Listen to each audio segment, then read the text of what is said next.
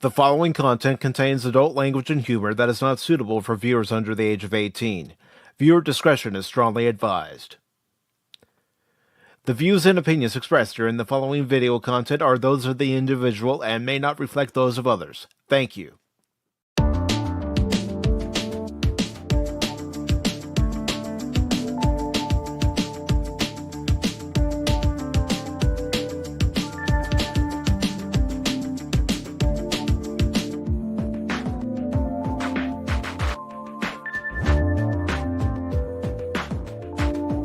Pop Talk is where it's at, baby.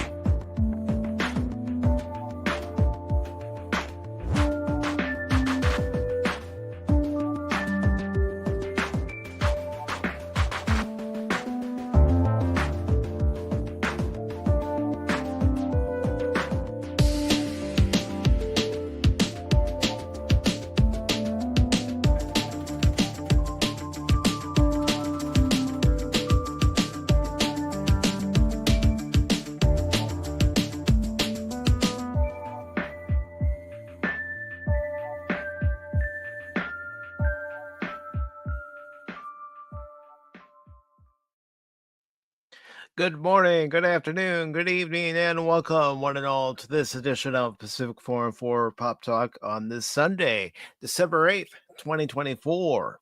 Along with Cash Money 007, Baron Norman Tag, I am your host, Mike, and today we have several articles to talk about, including an opinion piece from Bounding into Comics, where they talk about Stellar Blade and other games getting snubbed at this year's Game Awards for Game of the Year.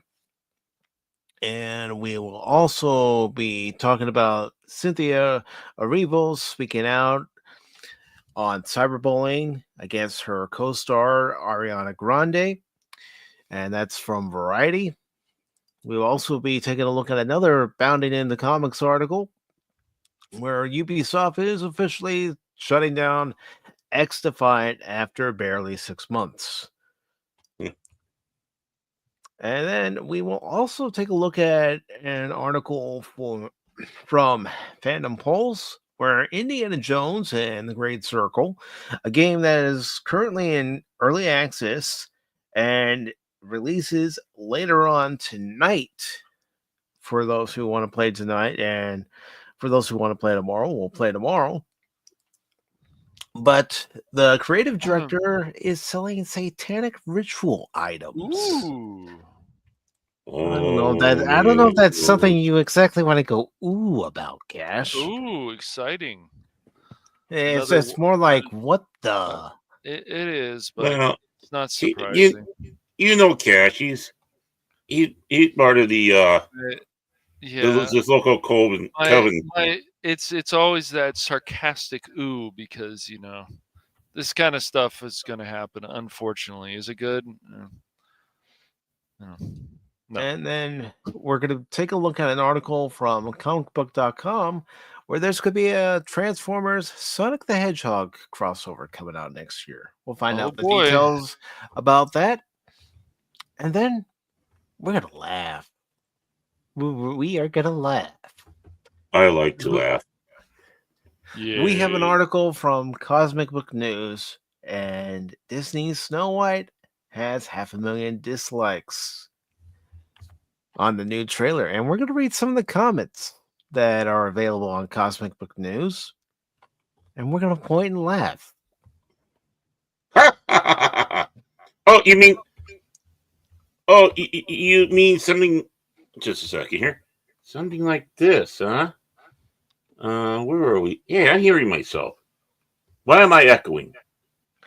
I don't know. Why am I echoing? Why are you? I blame Cash. I blame Cash. Are you in a cave somewhere? Are you in a tunnel somewhere? Maybe. Tunnel. Well, the thing is, if I'm hearing it, it's not from me.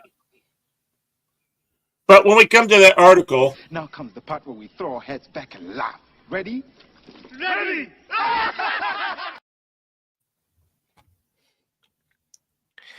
But first, before we get into these articles, I do want to say hello to Leia Rose, the lovely Rose, the princess of YouTube.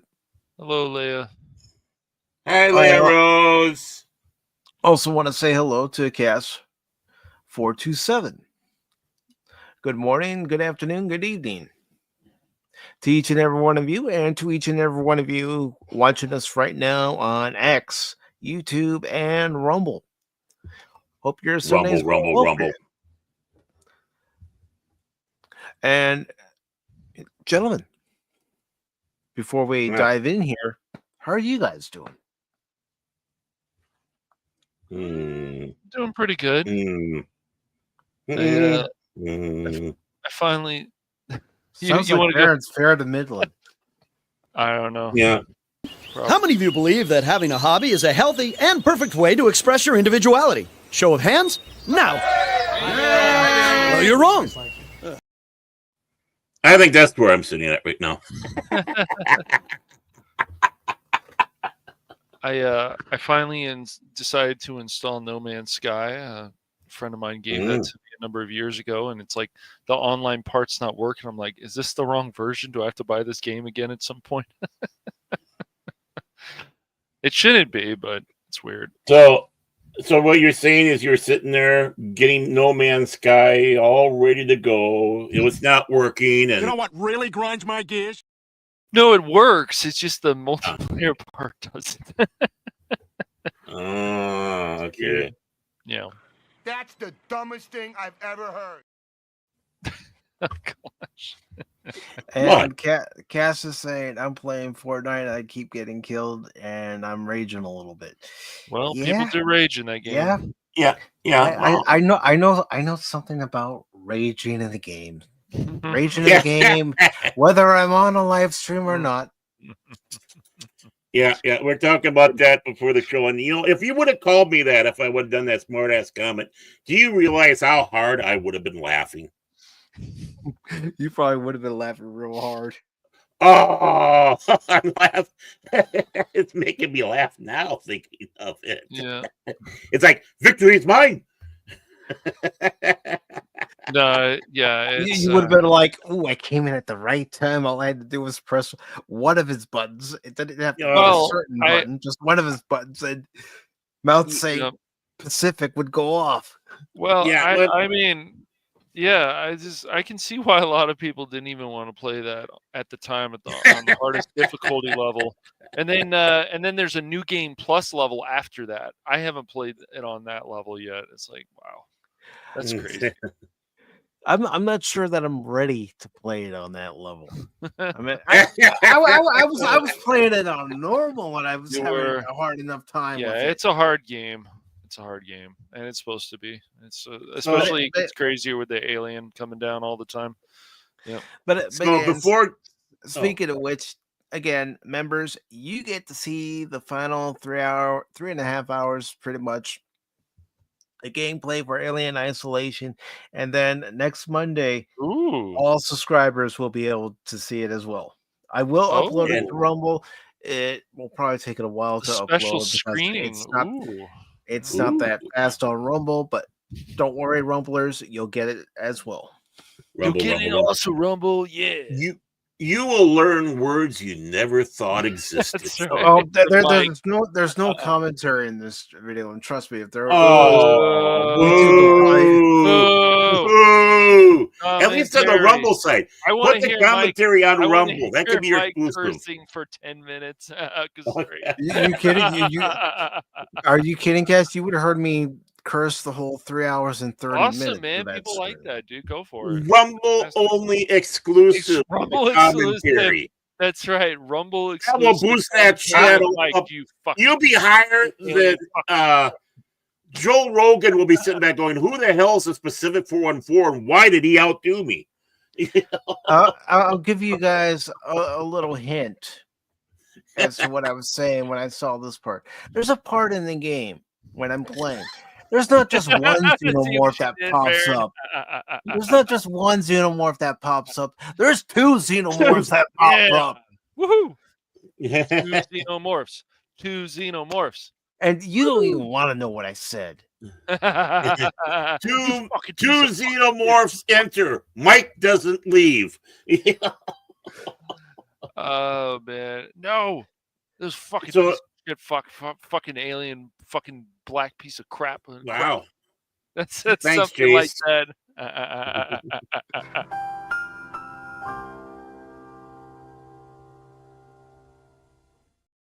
I'm guessing that you want to know what you go. Want to know what I said when I saw that there was not just one, but two? I said it's bad enough when you got one of those fuckers chasing you. Now I got two of these fuckers. Two fuckers, not one fucker, See, but fuckers. Yeah, that's what Mike was saying. You know, now this Sunday, now that Cash is back, now I got to deal with being that Cash was with us last week. It's like, oh man, two motherfuckers. No worries, Cass. Yeah, but this is what you should. This is what you should have said when the Xenomorphs came in. That's right. I said, I ain't giving you no tree fitty, you goddamn Loch Ness monster. Get your own goddamn money. I gave him $1. No, you know what I was actually thinking, and how appropriate that I had the clip, because I was thinking the moment I saw it, I was going, "Oh, fuck me, fuck I don't me, know. That's it, man. Game over, man. It's game over. Love the Rumble exclusive cursing edition of Mike for Alien Isolation. Fucking piece Rumble. Yeah, I'm Rumble. serious, Mike. Put it on a Rumble only on that side. I don't even have audio recording for that. When I say there's no commentary in that video, there's absolutely no commentary. Still, it would be amazing. Just a Rumble exclusive. Mike Unleashed. Pacific 414 Unleashed, man, on Rumble. Fucking pieces of shit. Fuck, shit, fuck. Get up there, you motherfucker. No commentary, huh? I want you to know it's over. Well, bye. That's what I got. He booted himself. But there's also another part, and I'll let you all know what I said when I saw it. There's a part where you're going in and you have to basically pull down a lever so you can go back into a room and activate another section. But guess who pops out of boxes? Yeah, the Xenomorph. The Xenomorph pops out, and I'm all, oh, fucking. That's all I was able to get out. Good last words. Good last words. Oh, man. Hey, fucking piece of fuck. But I tell you, even on normal difficulty, that game doesn't let up. No, it's tough. I can't. It's been too. Unfortunately, all that stuff from Twitch went away, but I don't. I remember running into problems in that game, but I don't remember the two Xenomorphs. It's been too long, but yeah, I'm not surprised. I don't remember. That's because you got it. You were it good. I don't remember the two Xenomorphs, but I do remember playing that game on hard difficulty, and it was not. I was like, I remember the Xenomorph was coming down. I was like, oh shit, where do I hide? Where do I hide? Oh, they're the vents. Oof, okay.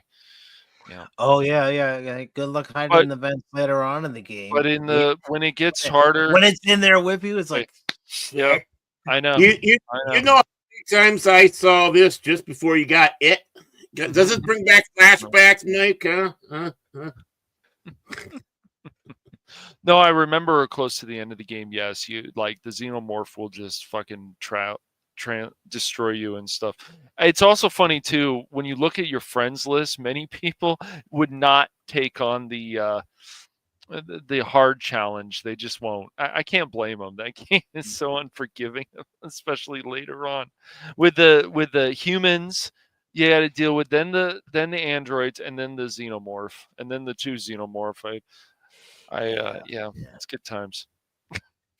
If you're blue and you don't know where to, no, wrong one. Said, "Hello, my baby. Hello, my darling. Hello, my ragtime gal."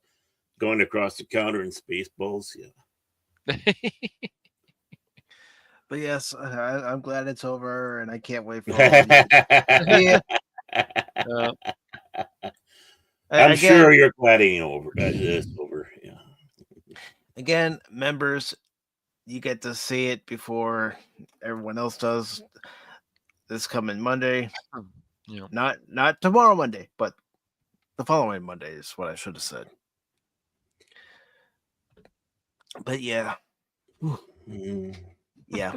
But I still like honestly, I recommend the game, and I should be playing more of those types of games, but I just don't. Yeah, it's a really good game. Yeah. Well, make sure you see your doctor first. Make sure everything with the ticker and the blood pressure is fine. Doctor, are you Mill okay? yourself out before you play it. And Hey, I Doc. was playing Alien Isolation, and I think I Doc, lost why do you my look like a mind little xenomorph? bit. No. Well, yeah, that's why I don't play Fortnite anymore. I used to in the beginning, but my daughters, by the start of games, so ridiculous even back then. It's like, I'm not playing this. Yeah. But let's say we get into these articles here, gentlemen.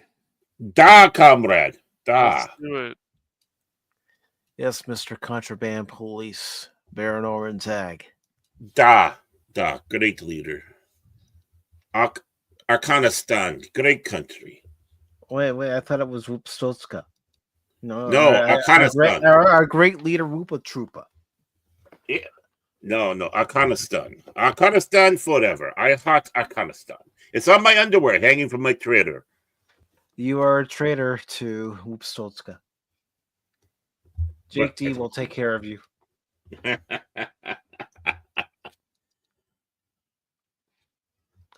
All right, so our first article for this afternoon is from Variety. It was posted on the 6th, and it's by Rafael Sales Ross. What the hell happened to Urkel? That's Cynthia Erivo. No, that's Urkel. That's Urkel. What did he do to himself? It's Cynthia Erivo.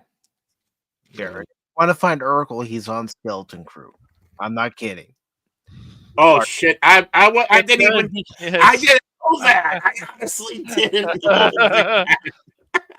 That's great. Yeah. Hey, I saw him filming something at Epcot when I was there one time. It's like, oh, that's Urkel. And I kept on walking. Oh, man. That's great. So Cynthia Erivo speaks out on wicked cyberbullying against Ariana Grande.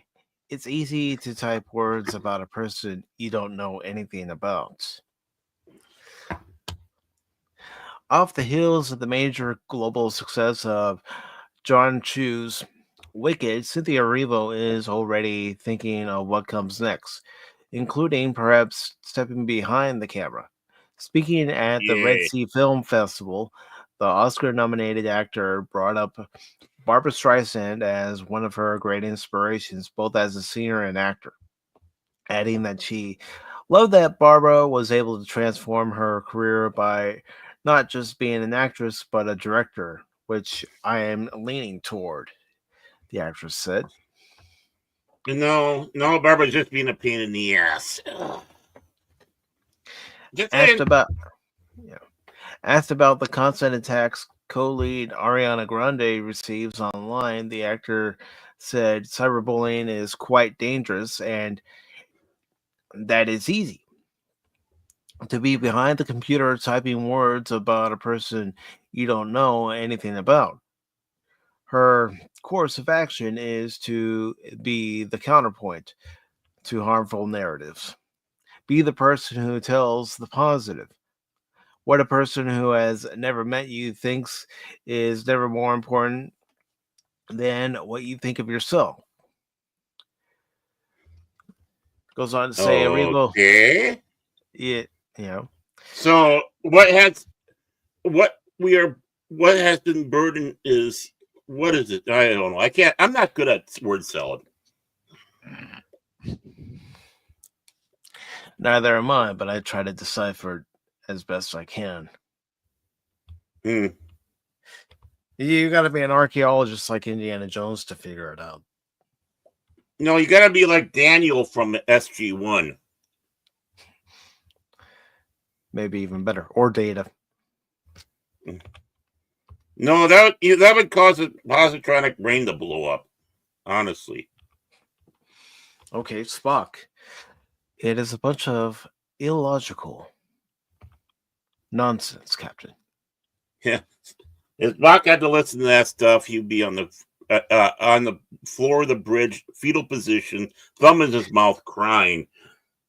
No logic, no logic. Not my human and Vulcan side battling. No logic, no logic. What's the matter with you, Spock? And then he'd be joined by McCoy. He's traumatized about something. Of course he's traumatized about something. But what is it? What finally broke that perfect Vulcan mind of his? Mm-hmm. What has been Word salad. Word salad. Deep hurting. Deep hurting. Erivo gushed about her experience of making Wicked, highlighting that to have a dream come true is very special, but to know you had a dream come true with people you love is extra special. When asked about portraying Elphaba as a black woman, it shouldn't matter what color, skin, orientation someone is. She's playing a character. It's the end all be all. It's the end all be all. You have check marks, man. Check marks. That's the future. The actor mentioned she asked for the braids and nails of her character and that she wanted to imbue this character with the person underneath and the proudness I feel about being a black woman. Great. The green stands for every person who feels othered, she continued. There is a layering of who I am underneath, and black women walk in spaces that are not necessarily welcoming. It was important to tell. Sorry, go ahead. It was important to tell that story and have that as a layer, and I was lucky enough to have a director who allowed me to tell that story. The scene where Elphaba is told that the green is a problem, those tears were real. It comes from my understanding of what it feels like to feel that. I cannot tell that story without sharing those emotions. The harried actor added that Elphaba is a challenging character because you want to make sure people see her vulnerability and humanity. You can be distracted by the green.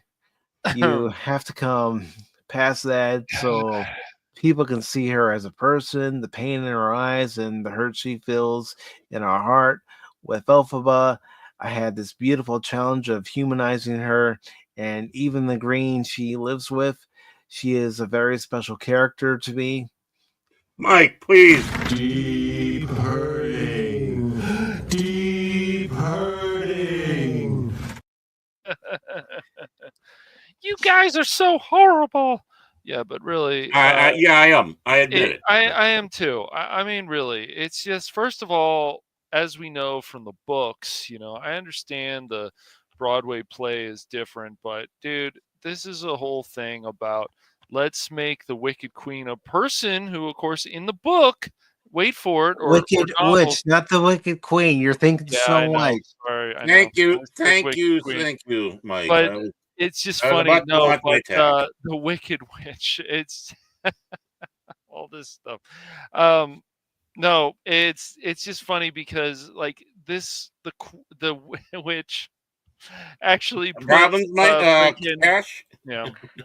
The he didn't get his next software update. I know, but really, it's insane because I'm losing my mind because of this fucking article. All right, let me try this again. The Wicked Witch actually put Munchkins in slavery, but yes, let's show humanity to the Green Witch. Sure, okay, yeah. Hey, anyway. just be grateful I didn't ask you to read it. Right. Go ahead. I'll let my brain suffer all the damage. No, I'm losing my fucking mind with these people talking about humanity of the fucking either. If they want to talk about either a queen that's evil or a fucking all witch. Hollywood wants to do is make it about all their bullshit. I know. How How many of you think the opinions of actors should be valued as much as, well, say, doctors, engineers, or a courageous congressman? Right here. Right on. Well, you're wrong. Actors are self-centered punks. Many of them are. I agree. Of the intricacies of shooting, the actress spoke about the challenges of recording one of the film's main musical sequences, Defying Gravity. It is a complete ascension. You don't stop and come back. She said of the song's crescendo. What was challenging about Defying Gravity is that I was flying on a harness, so I had no ground under me. I had to physically find where to put the sound and imagine a ground under me to push against and make the bigger sounds.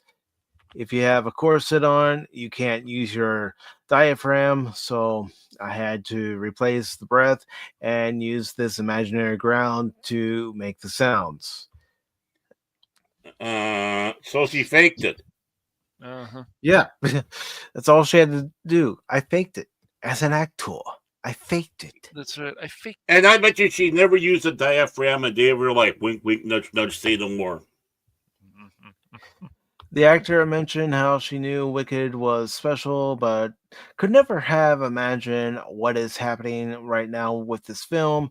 The musical smashed the box office over Thanksgiving weekend in the US, amassing a whopping $118.2 million in its first week. Sometimes film adaptations don't necessarily work, but to watch people connect with it is really special, added the actor. Listen, I said what I said. I took my sister to go see it. She wanted to see it. And the joy I got was seeing the look on my sister's face, who enjoyed it. So, and the relief that he got was walking out of the theater.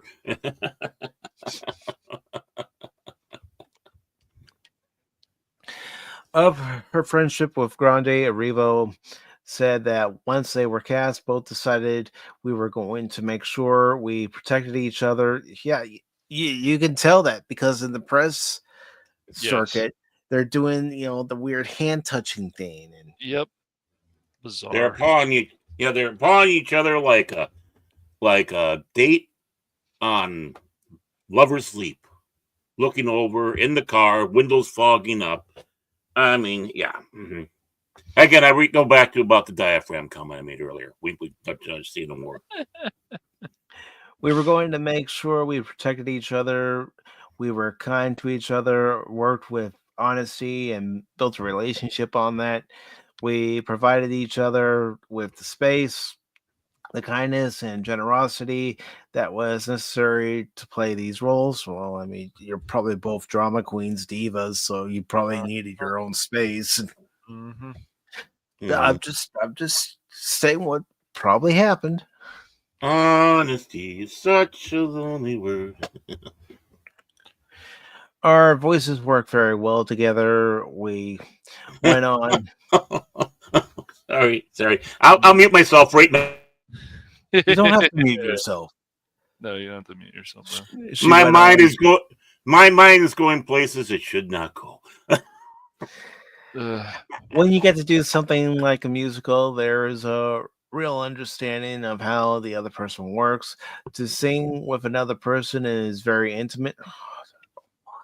Oh my God, guys, it's very intimate when you sing a song with someone else. Did you know that? Has anybody ever known that? That's amazing. I never known that. I'm glad she told me that. Yeah. And it has opened up our relationship much more. Both of us were listening and hearing what the other could give, and it was very special. Baron, behave. Does the actor ever get Elphaba green with jealousy? Not really, she said. I don't buy that. I'm sorry, I don't. Bullshit. I don't get jealous in real life because I believe whatever anyone has is theirs and whatever I have is mine. Jealousy is a natural emotion, but I've grown over the years not to have that because I learned that we all get what we're supposed to get. I'm sorry, I don't buy that. I don't believe that. I don't. Okay, keep on thinking thoughts, not to keep those thoughts inside. Keep those thoughts inside. Keep those thoughts inside. I know they want to come out, but just keep them inside. I just look. I mean, really, I don't. This whole thing with the villains, this humanity. Okay, I, just, Go ahead, sound off, guys. it's just amazing to me. The Wicked Witch, who's considered, evil. And Evil! But you know how it is, guys. You know Yes. how current Hollywood is. They're not villains. They're misunderstood. You know, Megatron, he's not the evil, tyrannical ruler of the Decepticons, leader of the Decepticons. He's just misunderstood. and you know what? Guess in the actual Broadway musical, I know it's shocking. There's a lot of white people. What? My God, What? it's terrible. Now, But casting. to be fair, Yes, the Broadway show has had black actresses play of course. Alphabub on I'm stage before. Right. I It's get not that. like it's Yeah. not like Broadway has gone. Well, Broadway has had actresses of different ethnicities play different roles. Well, yeah. Yeah. The thing is the thing is it's a heavily mixed up part, and they found the best person to do the job. Yeah. Right. Cynthia, I understand she can sing, and I'm sure you heard that in the movie, Mike. Before I twist my words again, start saying the Wicked Queen or something, because I'm just annoyed by this article so much. Ding dong, the Wicked Witch, Wicked Witch. But yeah, exactly. I understand she can sing, but this woman is a narcissist. And this whole thing about Ariana Grande, well, we can go over some history with her. She was at Licking the donut. shop. Look, Well, she's young. I understand people make mistakes. Yes, she did say she hated America, but she did also apologize. But she also had problems on the set of oh, for fuck's sakes, the Nickelodeon show Cat and Sam and Cat. Right, there we go. Had problems with Jeanette. They ran this woman. I believe Ariana Grande can definitely be a diva. The hell you should say, I know, but this is the thing is, Kat, you've been saying it so much, and you haven't given me a chance. What the hell you say? No, go ahead, man. I did right there. Yeah. Hit that button, and you're not going. I know. But the whole thing is that it's just Ariana Grande. Yeah, she started her career on Victorious. Then she moved on to Sam and Cat. She had problems with her co-star. Her co-star had problems with her. I believe Ariana Grande is a diva. And I have to say, and it may hurt people's feelings, but how much plastic surgery did this woman get? Ariana Grande. That's what I'd like to know now. She looks like she's almost getting close to 40. I mean, at least 38 with all that plastic surgery on her face. It looks ridiculous. Absolutely ridiculous. I mean, I can understand a little nip here, a little tuck there, but when you go overboard, yes, it does age you. I don't care what anyone says. Yeah, it does. A little inflation here. But this whole thing, I'm not... Defying Gravity is actually also a great song. I remember when Glee did it. I remember other people who've done it. Because, of course, this musical has been around a long time. Yeah, you would have watched Glee. I know of the song. So, but the thing is that from Glee. Yeah, God. from Glee and other things, man. Because you watched Glee. Come on, man. I watched a lot of things, man. Did you tuck yourself in when you watched that? Make sure they're tucked up properly. I watched a lot of stuff, but anyways, it's a great song, and but this woman. Both of these ladies. I'm not saying it's not a great song. The musical numbers that I heard when I was watching the movie weren't bad. I mean, I know one of my problems is I'm not into musicals like my sister is. You don't think she has a plastic surgery, Anonymous? Yeah, right. I understand that, Mike. And I understand people who aren't into musicals too. But yeah, But it's just remember, Cash, Anonymous likes plastic. okay. You like to play with See, plastic. well, whenever I have a question about Broadway productions or anything related to a musical, I ask my sister or people who are into that stuff. Yep. No, exactly. But no, it just looks like. Look, Kaz, even if she didn't, it just looks like she did. That she had a lot of plastic surgery on her face. I mean, I don't know, man. it could be the makeup. It could be the makeup. It could be. But and yes, this movie. Now, will this movie make over $1 billion? We'll see. I don't know if it's. We'll see. But $1 cajillion. Yeah, I just get tired of these Hollywood people. A lot of them. They just, Cynthia, of course, was like, "Oh, well, my face." It's like they're trying to make the original poster or make it more like they were trying to make the movie poster look more like the original. That's not Broadway an insult poster to you. And so you start thinking, here we go again.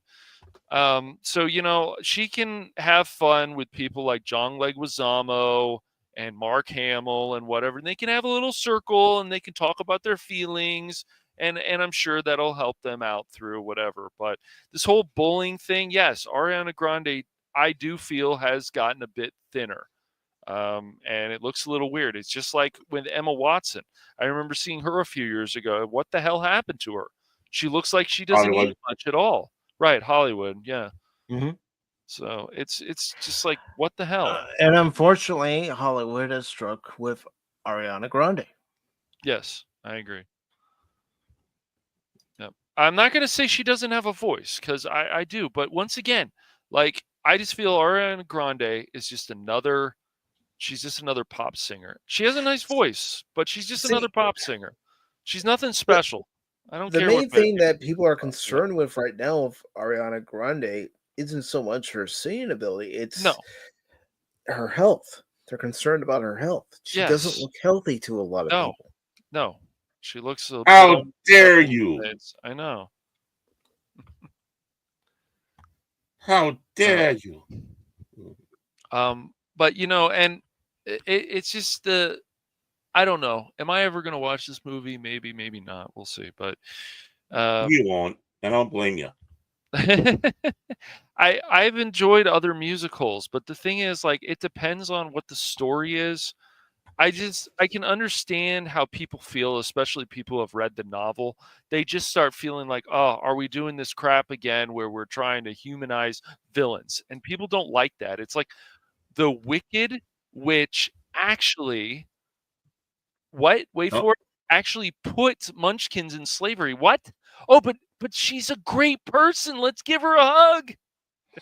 Well, hey Mike, remember, this may not be a Disney production, but Disney tried to make Maleficent a sympathetic villain. Yep, all of them. Mm-hmm. But Mike, I think he needs a timeout. He said, actually. Hey, if you want to give him a timeout, you got the power. Oh boy. Okay. I'm not gonna stop you. Actually. Yeah, actually, Baron is a fat bastard. Actually.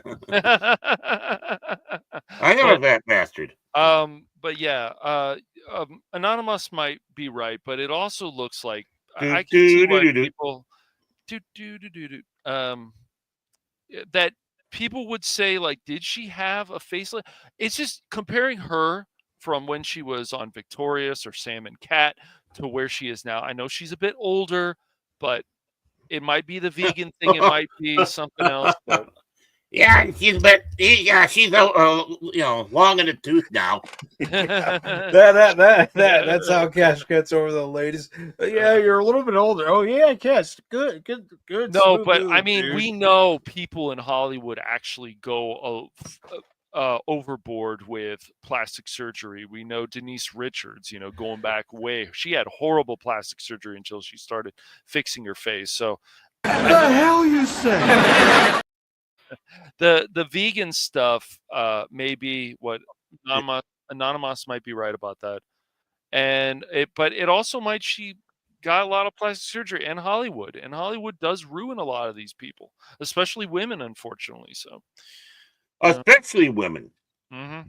Yep. They put them Much under all this appreciated, pressure. Padawan. Mm-hmm. Yep, I agree. Oh. Yep.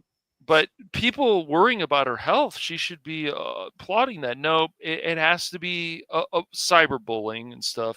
My co-star is here for me.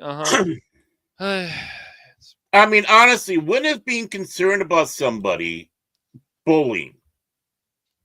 You're concerned. You're worried. In 2024, it apparently is. I mean, people have lost their marbles. Let's just face it. Isn't that like a what? It was. It's just said yesterday, or maybe it was the day before, where an actress who was in Oppenheimer, came out as trans, masculine, non-binary, or something like that. I don't know. It's more the I couldn't wrap my head around it. It's like, huh?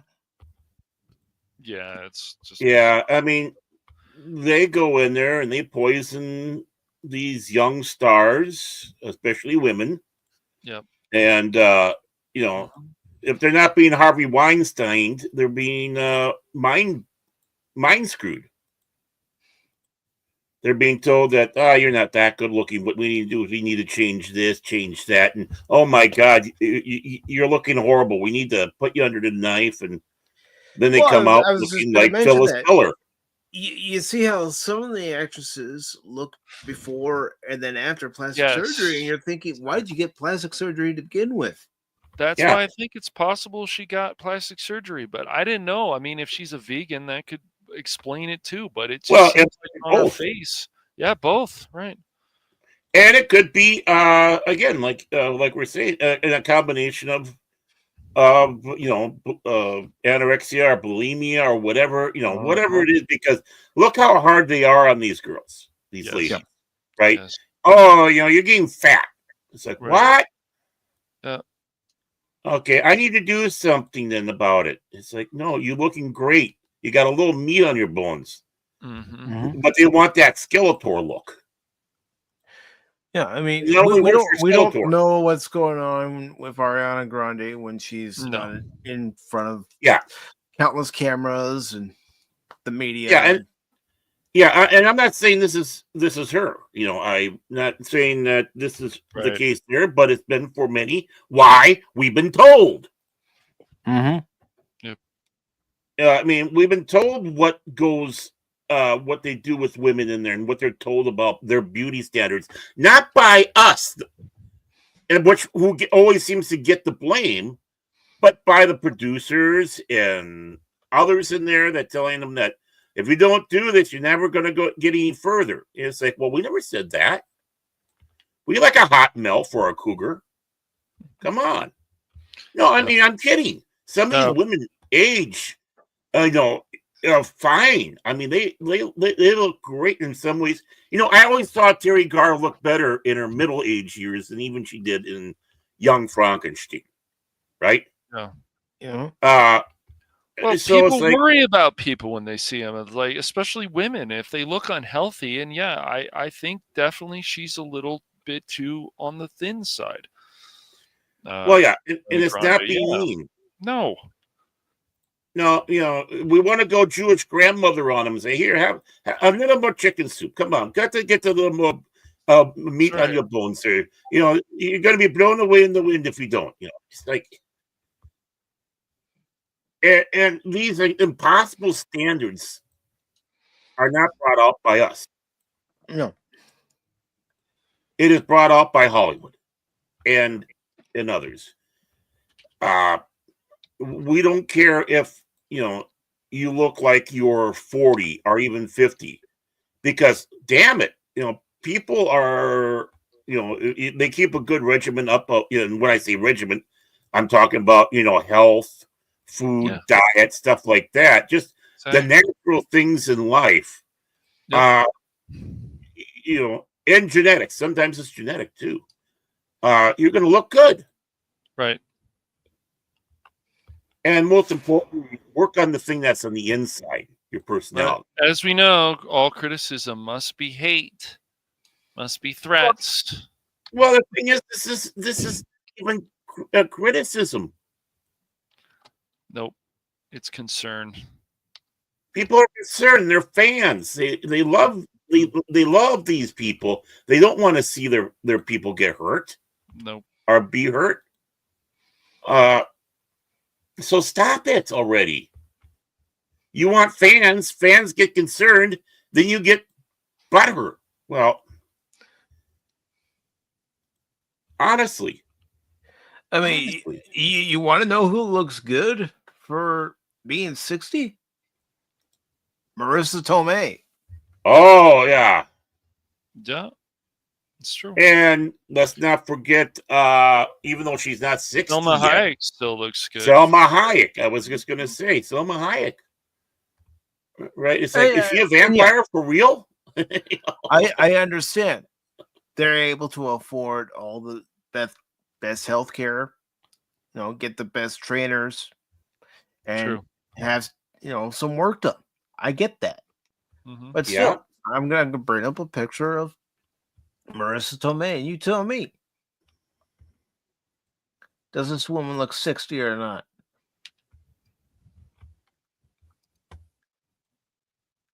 Okay, I'm going to share it right now.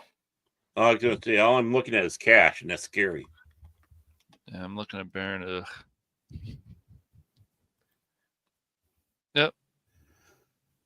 Yeah, she's... Now, granted, I'm sure she's got some makeup on, but most women kind of do that. But, I mean, I'm 56 in a heartbeat. Yep. Boom. All she has to do is crook her finger a little bit, and it's like, okay, I'm there. Yep. Very beautiful. Mm-hmm. And even if they do have some lines on their face or whatever, they look good. Yeah. The actresses that... There are people that age gracefully. Mm-hmm. Good genetics.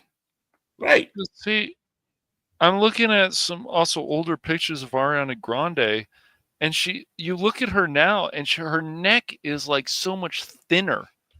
It's really bizarre. Let's bring them up for a comparison. Okay, people. Cash is bowling. He called her a turkey neck.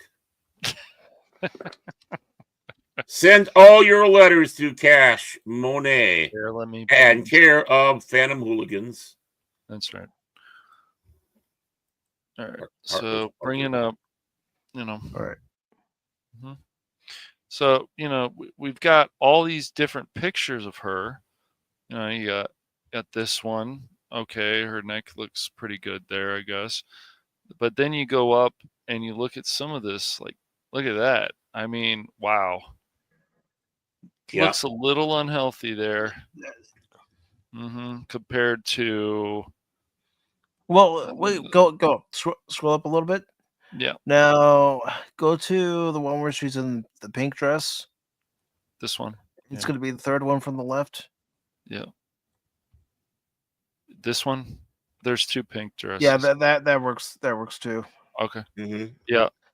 But I mean, her neck and her arms. I'm not a doctor. No, but that doesn't look healthy to me. No. Compared to okay, that looks better. Mm-hmm. It just depends on but I don't know. She just looks like she's always been thin. She's always kept herself in good shape. But what is this? She looks a lot better. I mean, she was younger then, a bit younger, but this is like from Sam and Cat. This is like a long time ago. You look at this. See, people are making comparisons. Did Ariana Grande get plastic surgery then and now photos? Well, she did. Yeah, that's what I'm saying. Yeah, you can see it. Right. Look at the eyes. And she used Look to at the be nose darker. too. Yeah. She used to be darker when she was younger. Yes. I'm going to be I know I'm going to cross that line right now. She used to look darker when she was younger. Nothing wrong, right? Nothing wrong at all. Right. very pretty. But all of a sudden she's becoming lighter and lighter and lighter, like she's getting bleached. Right. Yeah. I mean, you don't need to do that, young lady. No. I'll even show this one. Yeah. She looks like a Borg. So nice. She looks like she's had a nose job. Yep. No, it's just her neck just looks weird, and like people worry about her. She's lost muscle mass. I agree, yeah, she's lost muscle mass, but look at her nose in that before and after. Cash will let you share that screen again if you want. Yeah. There you go. Yeah, it's just it's all. She looks normal, like, and that's a good thing. Like here, there you go. Looks normal. But you look at some of these things, and you can tell from the neck, you're just like, what's going on here? That one looks pretty good, but the lighting's good on that. But that's why people are asking, did she get plastic surgery? And I know Kaz and some other people, maybe she didn't. I can't say for sure, but it looks suspicious. I don't know for sure, but when you look at the earlier pictures to how she looks now, she definitely has something. Well, another thing too that can cause some of these problems, with people and how they look, male or female, is what the state of mental health, right? Yes, the pressure that these young ladies go through in Hollywood, and even older ladies. We kind of brushed on it a little bit. It is a big strain. They're afraid that if something goes, they've been terrorized so much by the studios and the heads and people like Harvey Weinstein, whose opinions should not freaking matter at all. No. That their looks go, their career goes. Right. And then they start obsessing over it. Their mental health is affected, and it shouldn't be. There should be nothing but encouraging. But then again, also comes that the competitiveness and how nasty they can be with each other. Actresses trying to tear down the other so they can get the role, and tear down so other people hear what they're saying. So hopefully they won't go with that person. So I mean, I would love to hear what the women out there have to say. Give their opinion.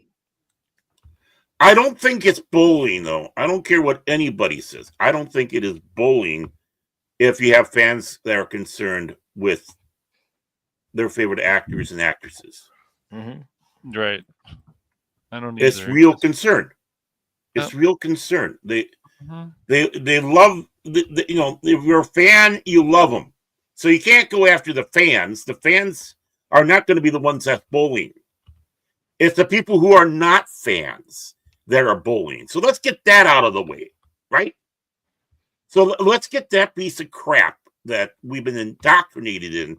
That's the fans that are doing this and they're horrible. No. No. Bad morals. It's real concern. Look at that neckline. It's just,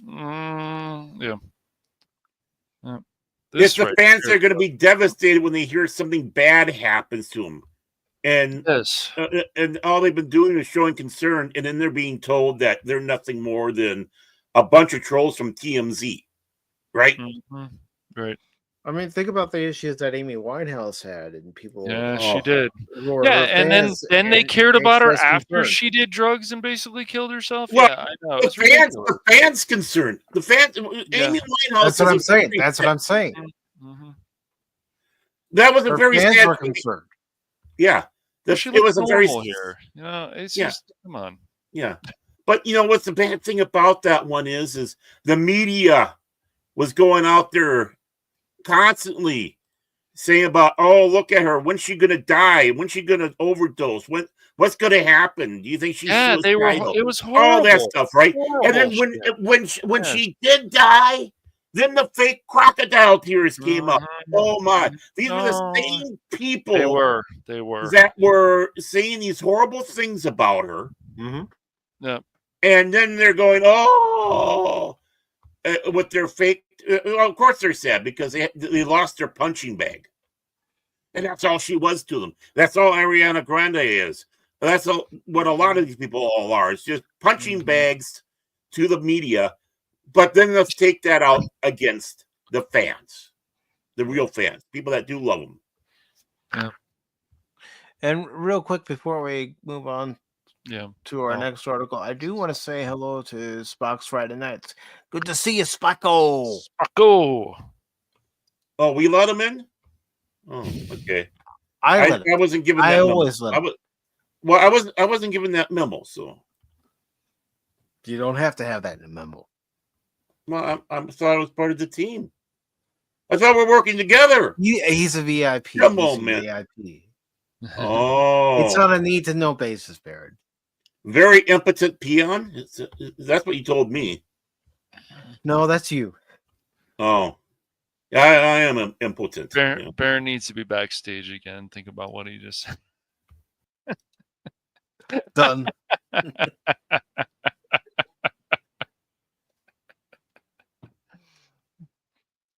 Always good to see you too, Spocko. Oh, anytime could be a good time for Pop Talk, whether you agree with us or disagree with us, want to laugh at us. I mean, really, it's just if you know this whole thing. We got the villains misunderstood, from the Wicked Queen to Corella to the Wicked Snow Witch, all White, this stuff. Snow White's Wicked Queen. Yep, I know, but not the Wicked Queen, the Wicked I Witch. know. I know, Evil but Queen is what you're supposed to say, Cash. Yeah, I know, Evil Queen, but Mike, whatever. Mike, It's just, these are special needs cases. No. Go backstage again. But no, I'm just saying, making examples. I might be in some special needs after the show. But no, this whole thing of this misunderstood villain crap is just so annoying. It needs to stop. Villains can be evil, and there's nothing wrong with that. Nothing wrong with that. Well, there's something wrong with being evil. Quit your bullshit, man. Come on, man. Evil's evil, man. Come on. Going down to see. I'm going to be seeing Joey and having some ice cream later. Come on, join. Come on, man. Come on, man. Yeah. Corn Pop's a bad dude. Yeah, that's right. He is. Enjoy it while we can. Oh, man. And to be honest, Spock, regardless of what early reviews are saying, I mean, they're not early, there's that review embargo, but, early reviews before I or anyone else touches the game. I know there are people that paid the money so they can get early access to the game, but regardless of what they say, I'm going to go by my experience. Exactly. Things that I like about the game, I will point them out. Things I don't like about the game, I will make sure to mention. It probably won't be as heated and as animated as playing Alien Isolation, but you never know. You never it know. Might get worse. It might punch those buttons, and I'll go into the channel and go, "Hey, Mike, you still playing?" And then I'll get a litany of, "Oh my god," because it pissed him off. Just like I stayed quiet when he was doing Alien Isolation. It's like, "Oh no, not gonna go there. Let's play it safe. Don't be an idiot this time, Baron. You're good at that." Honestly, Jet Sparks, I'd forgotten about that time that Ariana Grande was doing that. Yeah, me too. Oh, I did. Okay. Well, to be honest with you, I never really followed her career because I could care less. Right. But I don't want ill for anybody. No. That's why, what I pipe up there. But I know of her. I don't really. And when I say about caring, I'm talking about like career wise. Yeah. I'm not being an a-hole. I don't care about her. She's not your target demographic. Damn it! I feel slighted. She's not your target demographic when it comes to who are your entertainers. That you're not in her demographic as to who as a she's consumer. trying to appeal.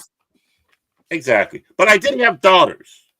I would have thought that I would have known a lot more because of the girls talking. Oh, Ariana Grande. Blah, blah. I mean, I think that's where I heard the name. That's where I heard the name. It's like, oh, Ariana Grande. Blah, blah, blah, blah. It's like, yeah, okay, whatever. Yeah.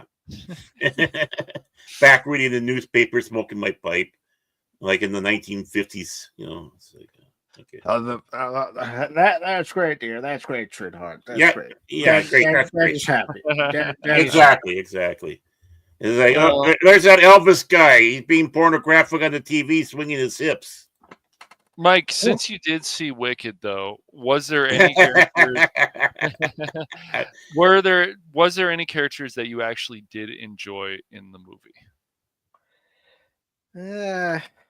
I liked it when Jeff Goldblum appeared. Okay, so he was the best that you felt. Okay. Well, I heard Jeff Goldblum was only playing Jeff Goldblum. Yeah. No, I'm serious. That's what I heard. Which is great because it's Jeff Goldblum. And Michelle Yeoh's not bad. I'm glad they didn't let her sing for any length of time. I'm sure she was too. It's like, I don't want to sing no more. Did you like Cynthia's performance at all, or Ariana Grande's? Did you think they actually did a good job? Despite what Cynthia says in these interviews, she was great in the role. Okay, I will admit that. I can admit that. Mm-hmm. No problem. Again, separating the art from the artist. That's right. That's right. I mean, there's a lot of artists we like that we like their performances or what they portray, but them, it's like, do you have to? And I was informed, by the way, everybody, that I can't say "fuck you, Mark Hamill," just "fuck you" anymore by Mike. So, and you just said it. Good job. Well, I had to tell people what I can't say no more. They wouldn't know what I'm saying. Or just not say it. Well, no. Then people were wondering, what is it that I can't say no more? I told you why. I know you told me. I know you told me why. I'm letting the. He tucked his tail in between his legs, ran off the Blue Sky, and then he had tucked his tail at Blue Sky and left, but he didn't deactivate his account. As far as I'm concerned, we won. Yeah. Well, the thing is, though, it's not his tail he's tucking in there. It's his little knobbler. He went full innie. With it and ran off. But, no, I know you told me. I'm explaining to the audience, our loyal fans out there that are concerned that when they sit back and say, Baron isn't looking good today. And of course, someone else that's there. All they see is your avatar. They can't even see you. They don't know if you're looking good or not. For all they know, you to be lifting a thumbnail while you're doing the show and going, "Yeah, I got some really nice biceps working on here." Just put him in a timeout again. Hey, Cameron, you happy? Yeah, they're probably gonna say, "Now turn the camera off." Okay. Say you had to turn it off there, and I'm just being funny. I'm being a smartass. We're a bunch of smartasses on the the show. Is going off the rails again. I love it. If it's never on the rails, Cash, it has to be on the rails to go off the rails. But see, I was like, I know you told me why. I was just being courteous to our loyal and loving fans out there. except of course for Phil McCracken. I don't care. But well, he's around. He's always around. He always lurks. That's the Phil McCracken way. Yeah, well, I know that there. See, now I'm back up. How do I look, people?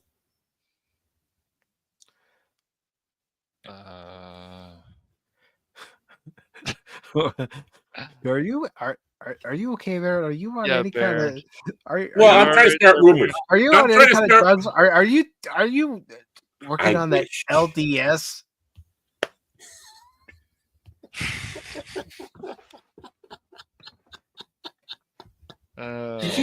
Did you have a little too much LDS? I got it. How many of you out there got it?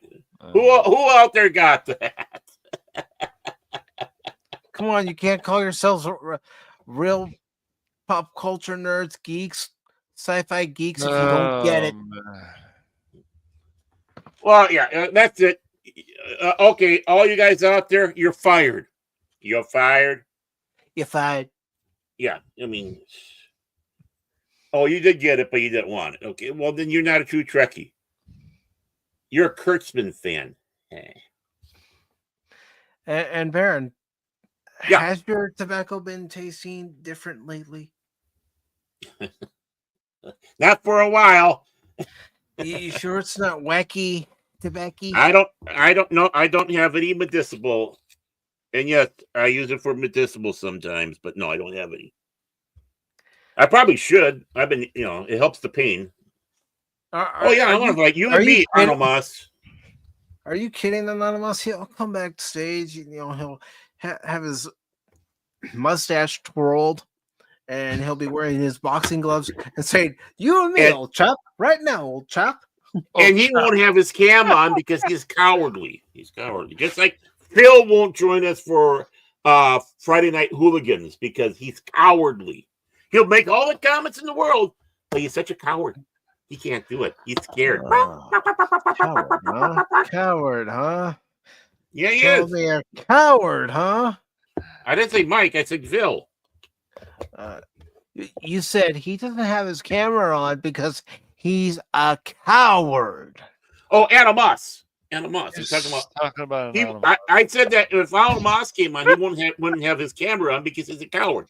And then I said Phil McCracken. He's a coward because he doesn't join us for Friday Night Hooligans. No. Yeah, you're not as handsome as me. Besides, women love this. They say it tickles. Shut the fuck up. What? It's nice. It tickles.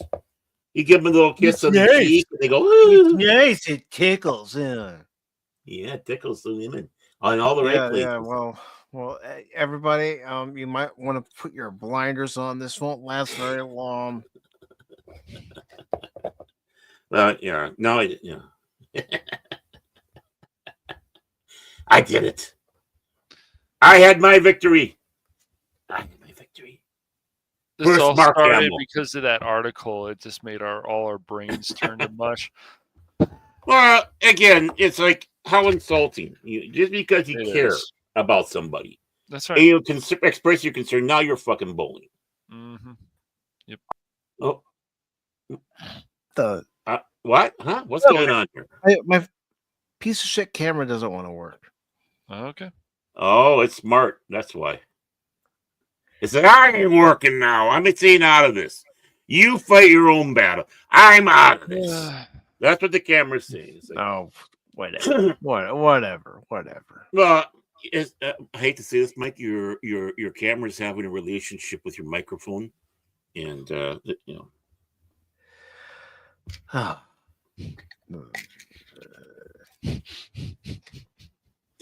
that sound familiar to you folks who listen to me play Alien Isolation? Oh, you're still playing? You're still playing? Now we got it working. I'm still playing. Now we got it working. Shit. I mean, what, you guys happy now? I haven't had this for months. Well, I wasn't saying anything about you, man. They're probably running through the hills. They're probably going, "Oh my god, turn it off! Turn it off!" Well, I'm gonna do that proper then. I'm on the bridge now. Copy. Fine. I'll give myself a background setting. Give me a second here. Give me a second while I look for one of my backgrounds to use.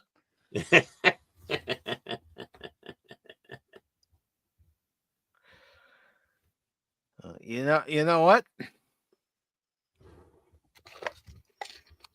There. Oh, I'm on the bridge of my own starship. How do you like that? You like those apples? I love it. I love it. Okay, if you're going old time, I'm going old time too. There you go. There's Baron attack off our starboard bow. Let's blow them out of the stars. I'm going to be Commodore Alex Jones in the Doomsday Machine. The chemicals of the water are turning my Robbie ill. The chemicals in the water are turning the freaking Gorn gay. I think I do pretty good doing Alex Jones like that. Out of us, just the camera was doing it to save me. Nah, he wussed out and finished it off screen. Dude, there are going to be times where I decide on a day I'm not streaming to finish the game on stream and upload it.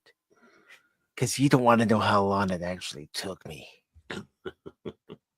I edited that sucker down.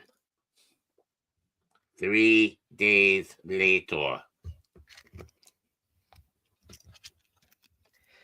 And Phil says, what the hell you guys do to Baron? He looks like Jen James Lane Street.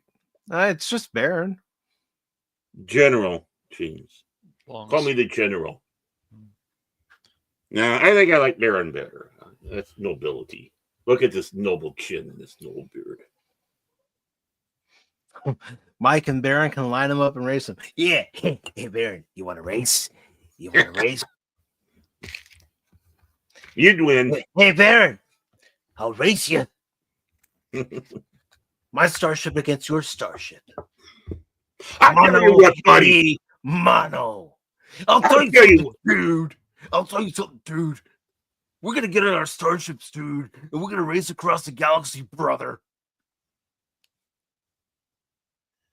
Really? Okay. That's what you're going to say to me?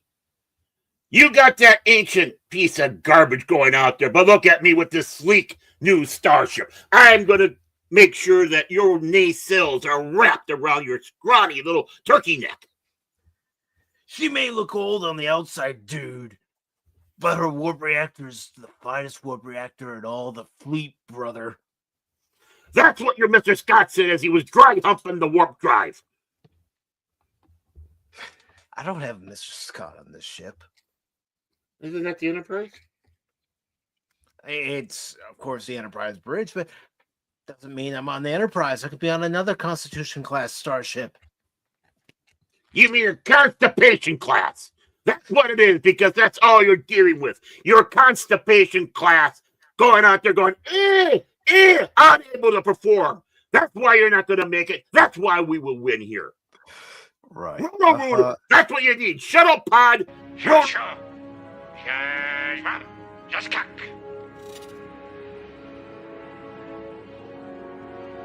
He said, today is a good day to die. Well, that was shitty to do. See, I kept in the theme. Now I'm just drifting out in space. And there's a Galaxy-class starship behind me. Oh, no, I'm drifting out in space. Help me. Okay, we've gotten way off topic here. Well, except for one thing. I got knocked out so bad, I'm in another universe. What is that thing? There's a giant space dildo, and it's turning the Centauri gay. No, that is where you are wrong. It is not affecting the Centauri at all. It is affecting the non. Yeah, who's been notoriously quiet this whole time. And, you know, that's the guy who never... That is your typical Chinka. He likes to sit back and be quiet. No, I just feel like that last article broke us. It did. It broke us. It did, folks. It broke us. It broke us. It really did. The name of the place is Pop Talk 414. Dun, dun, dun, dun.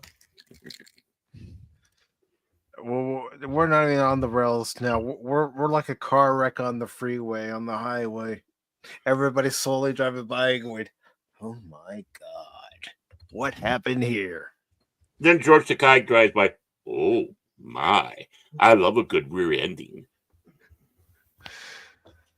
Okay, so that's where we're going to move to our next article. Thanks, Barry. You loved it, you knew it. There we go. I'm all ready for the next article, just in case I need to go full Alex Jones torpedo. Well, this is more of an opinion piece on Bounty in the Comics. I thought it was an interesting one to take a look at.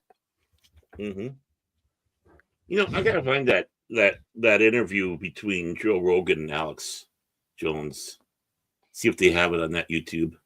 That's bound to be a ton of laughs.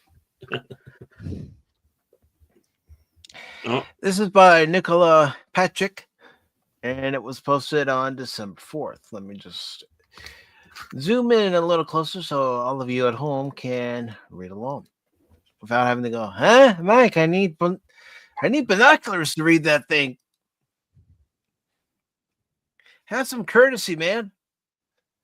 So the Game Awards gave only one nomination to Dragon Age the Veilguard, but the bigger snub is Shadow of Erdtree, being considered for Game of the Year over Stellar Blade. Where's Concord? Jeff Keighley's The Game Awards never fails to deliver controversy at the end of each gaming year. 2024 was packed with impressive titles, including Black Myth Wukong, Astrobot, Space Marine 2, and more. I think it's nightly, isn't it? I think it's nightly. Yeah, it's whatever. Whatever. For the Emperor. For the Emperor. Yes. While not every game can win the prestigious Game of the Year title or even be one of the 6 nominated, some titles have been deprived of a spot among the elite nominees. Several games come to mind this year, including Stellar Blade, which is a bigger snub than Dragon Age the Veilguard. And all of that is done in favor of From Software's Elden Ring DLC. Stellar Blade came out on April 26, 2024 as a PS5 exclusive with a planned PC port sometime in 2025. That's when you can get your fix of Eve. There, Cash and Baron. That's right.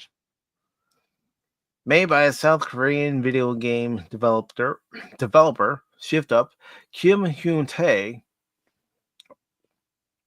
It is an action-adventure game combining hack-and-slash combat with RPG elements.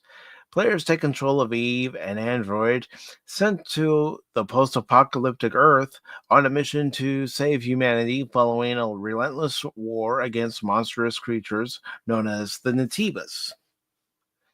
Played from the third-person perspective, Eve has many skills to learn on her journey, all unlockable through the well-known skill tree mechanic. Yeah, and there are some battles in that game that are frustrating. Yeah, we heard. Yeah, I remember you gave the game about, was it like a 7 out of 10, I think? Yeah. And part of the reason why I gave it that score was because of the controls, because in certain parts, you had to be so gentle with how you press the analog stick. If you press it forward like normal, then Eve goes all over the place and she won't stop in time. And but she gets a 12 out of 10 for her butt. Oh my! I mean, the model who modeled for the character, hell yeah. I mean, she lost control and was running all over the place. I would not complain if she ran through my door. The combat style takes much from Sekiro, only Shadow dies twice, and Blicken Repulse mechanics similar to Mikiri Counter. I probably said that one wrong. You know, when it comes to Japanese names, Phil will gleefully point this out. Yeah, Mike can't do it. Yeah, we know it's sad. The missus just went to work, and she's really been practicing up on her Japanese ever since the sumo. I'm not kidding. Yeah, you were saying last Sunday that she really enjoys watching sumo. Oh, I do too. But I mean, oh, she's wild. She's wild. But sped up to rely more on attack rather than defense. The steep learning curve on combat made the game more valuable to players as it didn't shy away from getting into their faces with difficulty. No, it does not. And massive enemy variety. Mm-hmm. It does not let up on the difficulty. It says, oh, you think you got this? Guess again. Well, it's even nice, like you said, more types of enemies. It's like, ooh, we got new ones now. How are they going to kill me now? The story has already been seen 1,000 times, but images to float as it comes with a few twists and several different endings. Stellar Blade also comes with NG Plus, or New Game Plus, and a ton of content outside of gameplay, including the latest Nier Automata DLC collaboration. When Shift Up's action adventure came out, no one expected such a stellar debut in the AAA market by a South Korean mobile games developer. The game played great, looked great, achieving the technical level of games with a much higher budget. But there was still the day one patch. And in order to play the game with the costumes as they were intended, one had to, forego the digital copy and get a physical copy and revert it back to pre-patch update. Which Mike did.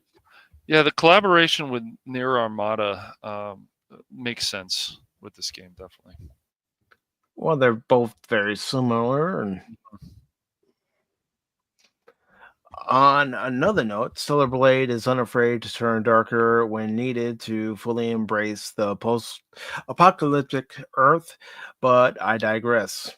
On the other end of the spectrum of potential snubs is the heavily marketed Dragon Age The Veilguard, reviewed by BioWare's return to form and straight out of Game of the Year winner instead. It exposed the studio's struggles to deliver a worthy RPG of the Dragon Age name. The game fell short in many critical elements, including the story and overall writing, which boils down to the same ending despite player choices. Well, that sucks. Yeah. Maximum suckage. The entire game felt made for the modern audience, steering away from true Dragon Age fans as everything was washed down without a sense of moral ambiguity. Another thing is the combat, which is essentially a button mash at repetitive enemies despite all the skills and companions. Well, then what's the point of having the skills and companions if all it is a button mash? That's, yep. Because it's the mash. It's the button mash. The button mash.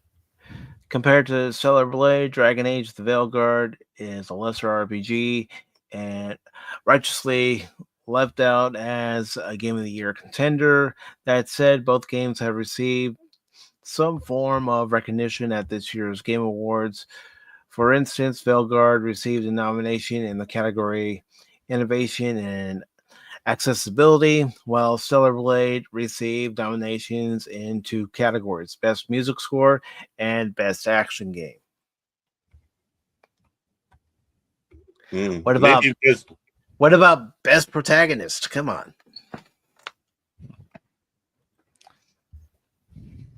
Amid these 2 contrasting titles stands the guy who made Elden Ring.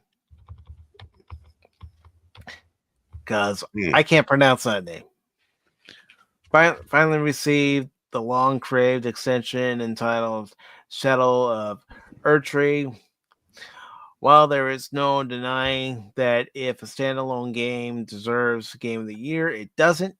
It's DLC content. Come on. It doesn't deserve Game of the Year. No. There is contention surrounding it for being downloadable content. for the original game and not being accessible without the huge chunk of the original story played out. It doesn't deserve a nomination. Again, it is DLC. Hidekika, I guess they pronounce it. Hidekika. Mm-hmm. Yeah. Thank you, Cat. Appreciate it, Cash. That's Yeah. Cash Good Money job. with the correct pronunciations. You're not fired this time, Cash. This time. Not this time. Not this time. I'll fire you guys. There's always tomorrow. There's always tomorrow. I'm not gonna. It goes on to say that it has pushed and set new limits for DLC content. The expansion resets the game with the addition of Scattertree. I don't know, fragments. Well, I've never seen that word before. Yeah, I don't blame you, Mike. I'm not blaming you, man. Among many others, but does it deserve Game of the Year nomination in favor of a full-fledged game built from scratch? No, it doesn't. It's DLC content. No DLC content should be permitted to be in the Game of the Year category. Oh, it's stupid. Stupid. Hey, tell you what, why don't we start a new category then? Best DLC. I don't think we need. I'm not kidding. For that, man, but I'm not kidding. No, I mean, there's enough people put DLCs out. I guess, but we don't need a category for that, do we? If they're gonna play this shit, if they're gonna play this shit game with us, yeah.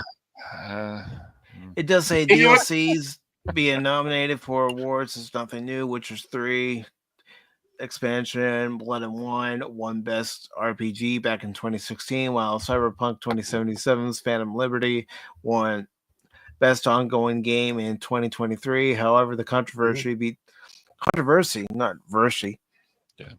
behind the 2024 Game of the Year awards is that Shadow of Erdtree is the first DLC ever nominated for the Game of the Year. It shouldn't be nominated for that category at all. It should only be for new games that have come out in 2024, not DLC for games that were previously released in another year.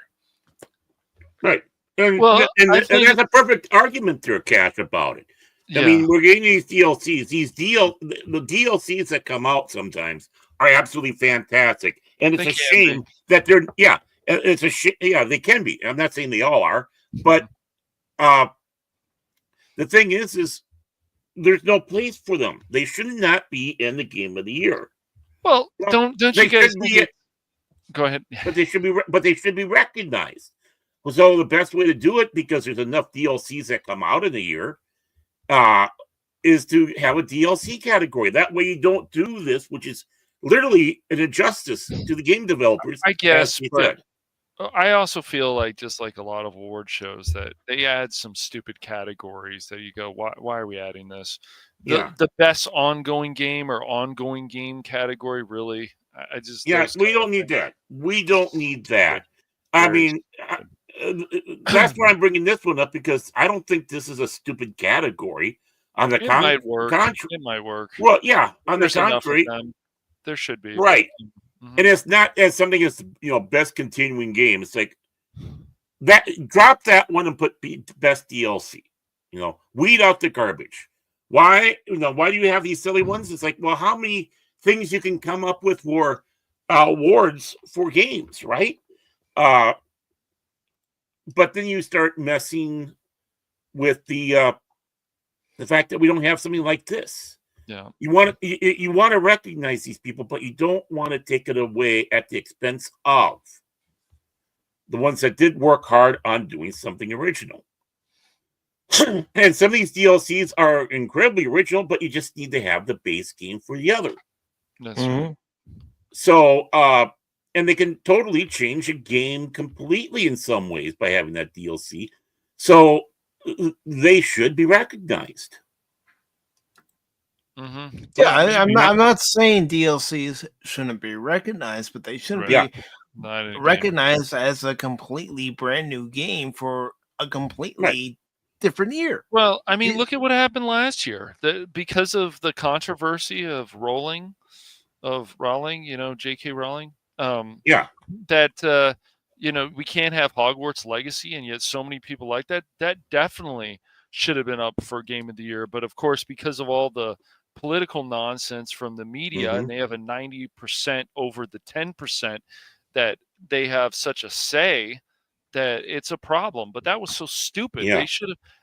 I agree with you, Baron. I always will. They were cowards for not doing that. That could have gone up against Beargate 3, and who knows? Hogwarts Legacy might have won. I know people say, "Oh, that's not good. That wasn't going to happen." I'm like, you might be surprised. I think that's what they're scared of. Yeah, I think so. I honestly think they were scared that it would kick the ass of Beargate, and what would all the furries do? That's right. I mean, oh man, on it to beat, Mm-hmm. But that's just it. I mean, you turn it political. You're punishing people for putting out good games because you don't like because it's the flavor of the month not to like it. Right. Exactly. That's all it is. Just a flavor of the month we're not like it. We're not going to like it because we're told not to. Right. We don't like it. We've been pushing. Yeah. And we have been pushing this narrative. Right. Because somebody said something that we don't like, that guess what is truthful. Sorry to break it to people, but it's truthful. So check this out, guys. It says, furthermore, a new section was added to the Game of the Year official frequently asked questions page just before the nominees reveal that caters to DLCs, expansion packs, and other similar renditions of original games.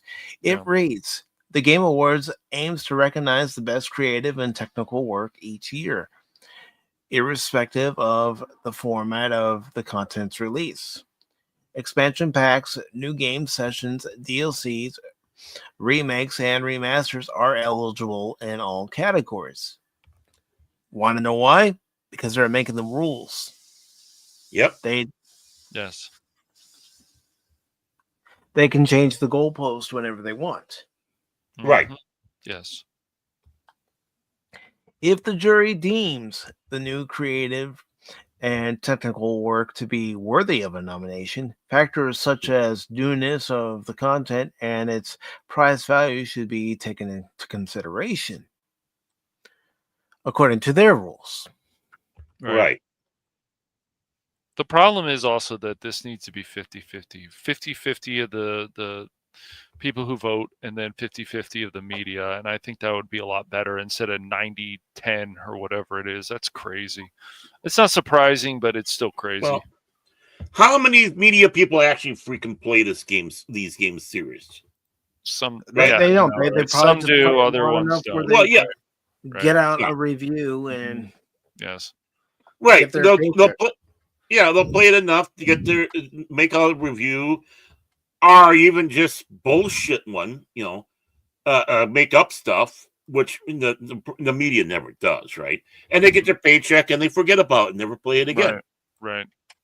They're not serious gamers in that aspect. No. They play for pay. It's like having Frosk or whatever the hell her name was. You got it right. You got it right. You got it right. Yeah, Frost. Yeah. Yes. It's like her going out there and telling us what she thinks about these games, and but of course, you know what a fraud she is. Yeah. By the way, has anybody heard from her lately? Oh man, she seemed I haven't looked pretty for much fallen off her. the face of the earth. Yeah. I haven't heard much from Sessler either. I'm sure he fell off the face. It's too bad, really, because there were some fun shows on that. I know, man. A lot of these people used to be good, but whatever. Well, yeah, I mean, that's all you can say is whatever. You did it to yourself. You get what you deserve. Right. That's right. Yep, you had a chance to bring back G4 and make it better than the original, and you squandered that chance. Could have been still really good on YouTube as well. Yep, it could have been kick-ass. Yep. Yeah, with the impromptu written by Sessler himself, a screed that you put out there. That was so disingenuous. It was. The questionable and controversial decision to make DLCs eligible for the Ultimate Award. Everyone hurled to say that it was done so Shadow of Erdtree could scoop up another win from Software. The predictions turned out true, as Elden Ring DLC was one of the top 6 games nominated for a Game of the Year. Mm-hmm.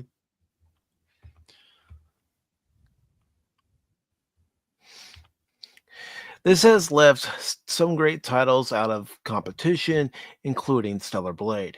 Shift Up's action adventure could have stood among the elite rather than easily, thanks to the overall experience it offers to everyone who steps into the post-apocalyptic world.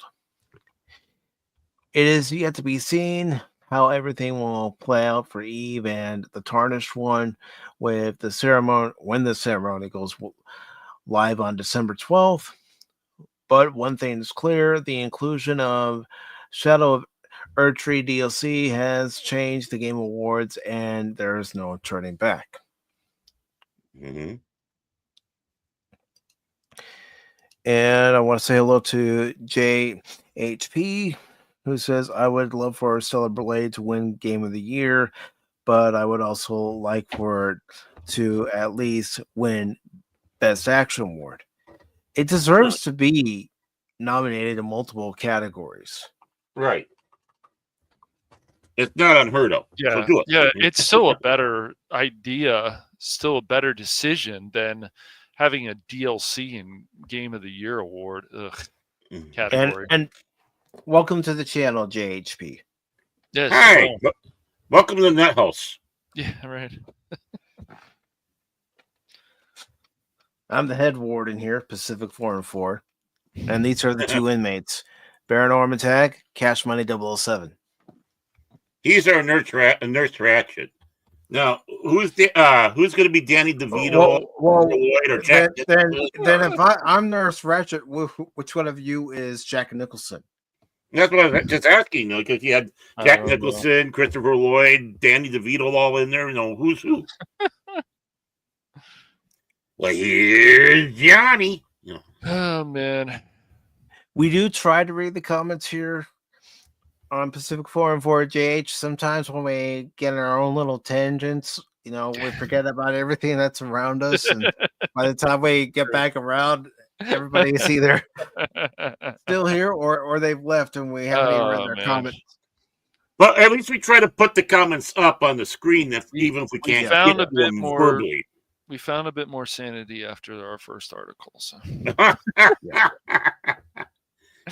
Speaking of which, the chemicals in the water are turning the freaking corn gay. But yeah, I know I keep harping on this. I know, but no DLC should be nominated for Game of the Year when it wasn't part of the game when it originally came out. That's right. Game of the Year to me is any brand new game coming out for the year. Not DLC coming out for a game that came out, say, in 2015. Nope. Stupid. No, you're stupid. They're stupid. No, you're stupid. No, you're stupid. No, you're stupid. No, you are. No, you are. I'm just speaking for myself. This is why I can't take the Game Award seriously. No. I take no awards seriously. The award shows started falling apart, however people feel about I think all the awards that The Last of Us 2 got, that was such a industry bullshit, and all the crap around that, all the controversy about even actors coming out and attacking people and saying they didn't like Abby and so on, and it's like it was so ridiculous. Sony banning people at the time on when it was called Twitter and still Twitter, and Naughty Dog and censoring people of the leaks and all kinds of crap. That's when things really started falling apart, I feel, in the Game Awards. What happened to Pee-wee? 2-1. I was looking for Pee-wee. I had to remove some. Oh, I was going to do that because of what Cash and I were doing. No, you are. No, you are. No, you are. Yeah. Okay, I'll live. I'll live. Things will really go in the dumpster though if a DLC actually wins Game of the Year. That would just be atrocious. Absolutely be atrocious. Yeah. It would be. It should not be, but Yep. So, anybody play X-Defiant? Huh? Only I know Spock did for a little while, but I never played it. I've only watched people play it. I think my response is the answer. Huh? That's a no from Baron. Yeah, I never played it. I've only watched people. I should be like Jesse Ventura. Daw. I mean, I watched Steven play it. I saw some things I liked about the game, some things I didn't care for the game. And some of the things I didn't care from what I saw was the matchmaking. Matchmaker. Sorry. There are times where I would notice that the teams were uneven. It's like, what the heck? Yeah. Come on, game. You got to find enough players on each side. Mm. And then I know this isn't, related to the matchmaking, but what's always frustrating when you're watching a match and then players drop out. I hate that. Mm-hmm. Yeah, can be a problem. Well, for those who may have played Ubisoft's X-Defiant, or maybe watched a stream where someone was playing it, or videos, Ubisoft is officially shutting down X-Defiant after barely 6 months. Promises refunds for Ultimate Founders Pack and purchases made in the last month. And Cash, why don't you go ahead and take over the article? I'll go ahead and pin it in the private chat. Oh boy. All right. Because it's near and dear to you. I'm sure it is. All right. So yeah. Oh boy. X-Defiant. Barely 6 months. So exciting. All right. So Spencer Baculi, right? Yeah. At least it's not as bad as Concord. No. It's Game of the Year, man. Why isn't it Game of the Year, damn it? Should be up for consideration. As they say. It's a conspiracy. Like I said, at least these articles are giving us a little bit more sanity each time we. Really? I think so. I think so. As they say, maybe. I'm not. As they say, when it rains, it pours. And for Ubisoft, who is currently struggling to barely keep the company's head above water, their latest storm centers on the announcement that they're just barely 6 months of total uptime. They will be officially closing the doors on their free-to-play FPS X-Defiant. Look, here's the problem. Free-to-play stuff can be an issue because they're like, hey, how much do you want to spend? If it's just skins, it can be okay. But if they want you to buy these battle passes, they want you to buy this other stuff. That's why something like Marvel Rivals, in some ways, I know people are having problems with the connection, but if they do things right, you can make a lot of money, even with the free-to-play thing. I know, shocking, but properly releasing to the public on May 21st, X-Defiant's gameplay loop centered on assigning players to one of two teams, each made up of 6 players total, and having them face off in one of the 6 game type, including escort, a payload delivery style mode where one team escorts a mobile robot to a specific location while the other team attempts to stop them. Zone control, wherein players fight over possession of 5 separate markers on a given map. Domination, which tasks players fight over possession of 5 separate markers on a given which tasks each team with maintaining possession of 3 specific map markers. Occupy, similar to the last 2 maps, except there's only a single ever rotation map marker for players to battle over, and Hot Shot, a deathmatch type mode where players become faster the more enemies they eliminate, I bet, at the cost of them becoming more and more visible on the map. Now, did you guys play? No. Did you guys ever play anything like Team Fortress 2? Of course, we did play Elite Force, and even Elite Force. Look, simple ideas, fun maps, play for hours. So, some of this stuff has been recycled because TF2 really started a lot of this stuff with the carts and the moving and protecting like a person who's trying to get hunted down. All these things happen, and they can still be fun, but it's just, if you don't do it right, and these free-to-play things, and Ubisoft, different other companies, they keep doing this stuff. And they're like, it's going to be a huge success, and you can have some fun with it for a little while, but it's not the greatest. And so let's see, eliminate. Yeah. Okay. And no readers, either you nor I miss any details. The game does not have a standard straightforward deathmatch mode. Oh, an admitted head scratcher for a multiplayer shooter. Absolutely. You need that deathmatch mode. You really do. Notably, rather than picking one's character via a standard class/hero system seen in other FPS titles like Tom Clancy's Rainbow Six Siege or Overwatch 2, to this end, rather than following in the footsteps of other FPS titles like Tom Clancy's Rainbow Six Siege or Overwatch 2 and having players pick their playstyle via a standard class/hero system, XDefiant instead asked them to select a faction or to fight for, with each organization offering different skills and weapons to use in battle. When you watched this game, when you watched Steven, you've only watched Steven play this game, right? Correct. Okay. What made you not want to try it? Or maybe you thought, oh, maybe I want to try it.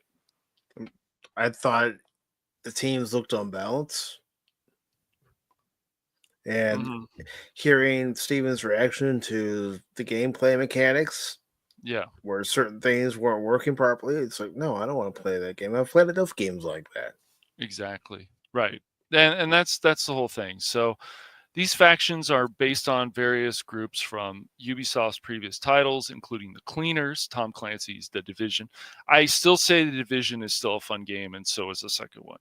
DedSec, Watch Dogs, Echelon, Tom Clancy's Splinter Cell, Libertad, yeah, Far Cry, the Phantoms, Tom Clancy's Ghost Recon, GS-Commando, Rainbow Six Siege, and Highwaymen, Far Cry New Dawn. I have not played Far Cry New Dawn, but I will say some of the Far Cry games are still fun. I think 4 is still a good game. I think 3 is a good game. I haven't played 5, and I definitely have not played Far Cry New Dawn, but I will tell you this about the Far Cry games, since they were just brought up. They can get really repetitive. It's like, oh, hey, how do I open up the map? Oh, I got to climb this tower. Then I got to climb this tower again. Then I got to climb this tower again. Oh, and then the map opens up. And then there's like a lot of repetitive stuff. But the stories can be pretty good. So, yeah, I recommend some of the Far Cry games. But more so than just this bit of brand synergy, XDefiant's defining features was perhaps its gameplay, which eschewed typical FPS design philosophies in favor of one that specifically catered to dash cancel heavy, constant weapon switching, fast-paced gameplay that streamers, particularly younger ones, seem to gravitate towards, hence the game's association with colloquium term zoomer shooter. Unfortunately for Ubisoft, the gameplay style had little in a way of mass appeal, thus leaving XDefiant squarely in the relatively small realm of genuine competitive players and regular streamers. And as a result of this creative decision, as well as the company's decision to lock the game exclusively behind their proprietary Ubisoft Connect launcher, the game's profile and player base failed to truly take off. Wow. Ubisoft doing shit again. I am shocked. Shocked, I say. You do sound it. I know. Thus, on December 3rd, Ubisoft took to their official Twitter account as well as their official website to announce that X-Defiant would be moving to sunsetting mode over the next 6 months in advance of a full-on shutdown. Thank you for your incredible dedication and support of X-Defiant, the French developer told its players. We regret to inform you that we are initiating the sunset process starting today, December 3rd, 2024. As a result, new downloads, player registrations, and purchases will no longer be available. They explained. Season 3 will still launch, so they say tuned for more updates to come. Stay tuned for more updates to come. I had to say it like that. The servers will remain active, and the game will be fully playable for current registered players until June 3rd. Oh boy, 2025. Very exciting. In a rare show of customer care, Ubisoft also confirmed that there would be issuing refunds for those who purchased the Ultimate Founders Pack, as the bundle's promise of providing customers with all the game's first year faction unlocks can no longer be fulfilled. Well, that's a mess. And to players who have made virtual currency and DLC purchases since November 3rd, 2024, all of which will be handled automatically thanks to the digital nature of these terms.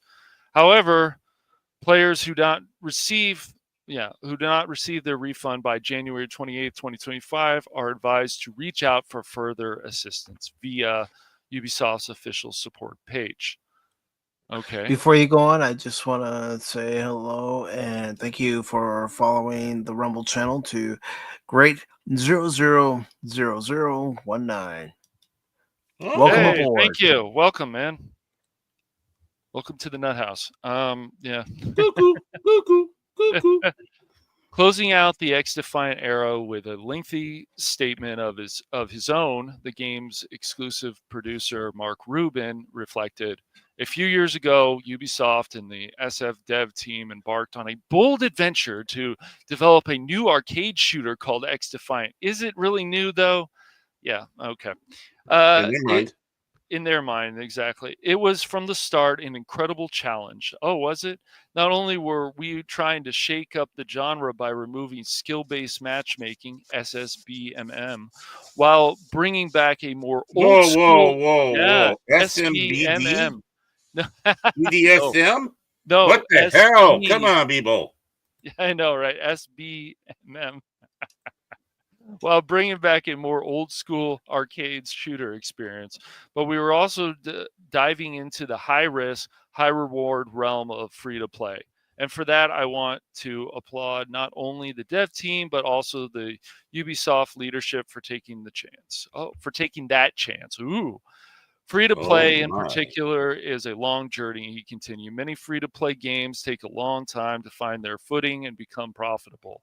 It's a long journey that Ubisoft and the teams working on the game were prepared to make until very recently. But unfortunately, the journey became too much to continue.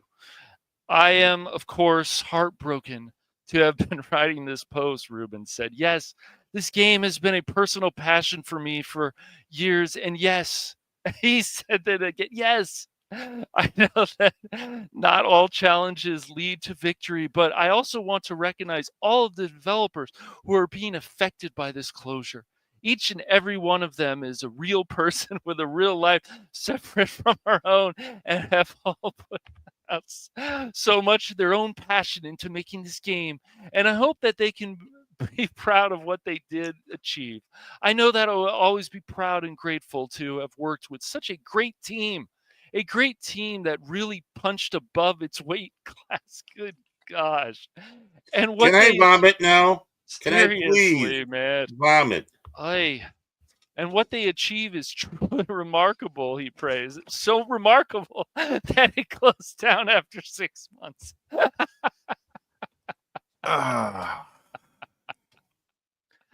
Yeah, Josh is having too much fun with this story. Gosh. Well, I know one thing. I call on that. Bullshit. Yeah, I do. Yeah, I do. Call bullshit. Come on. There we go. Oh man. Oh wow, that is a lot of. Whew. Okay. The early response. We have from gone to players- levels of bullshit that even God hasn't seen.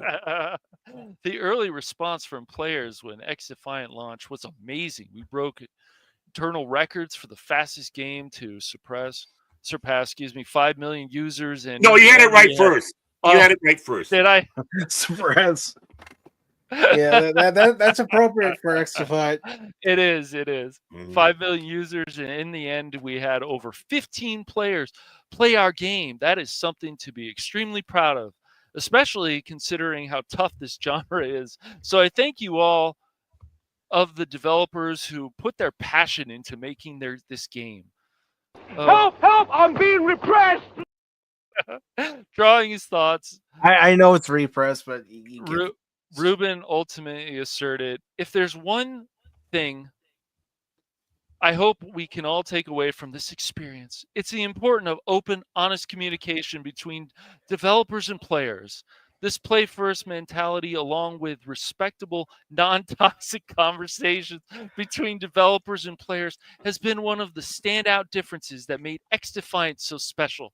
From my first post about X Defiant, this was the vision I wanted to champion, and I hope it leaves a positive mark on how the game industry treats its players and communities.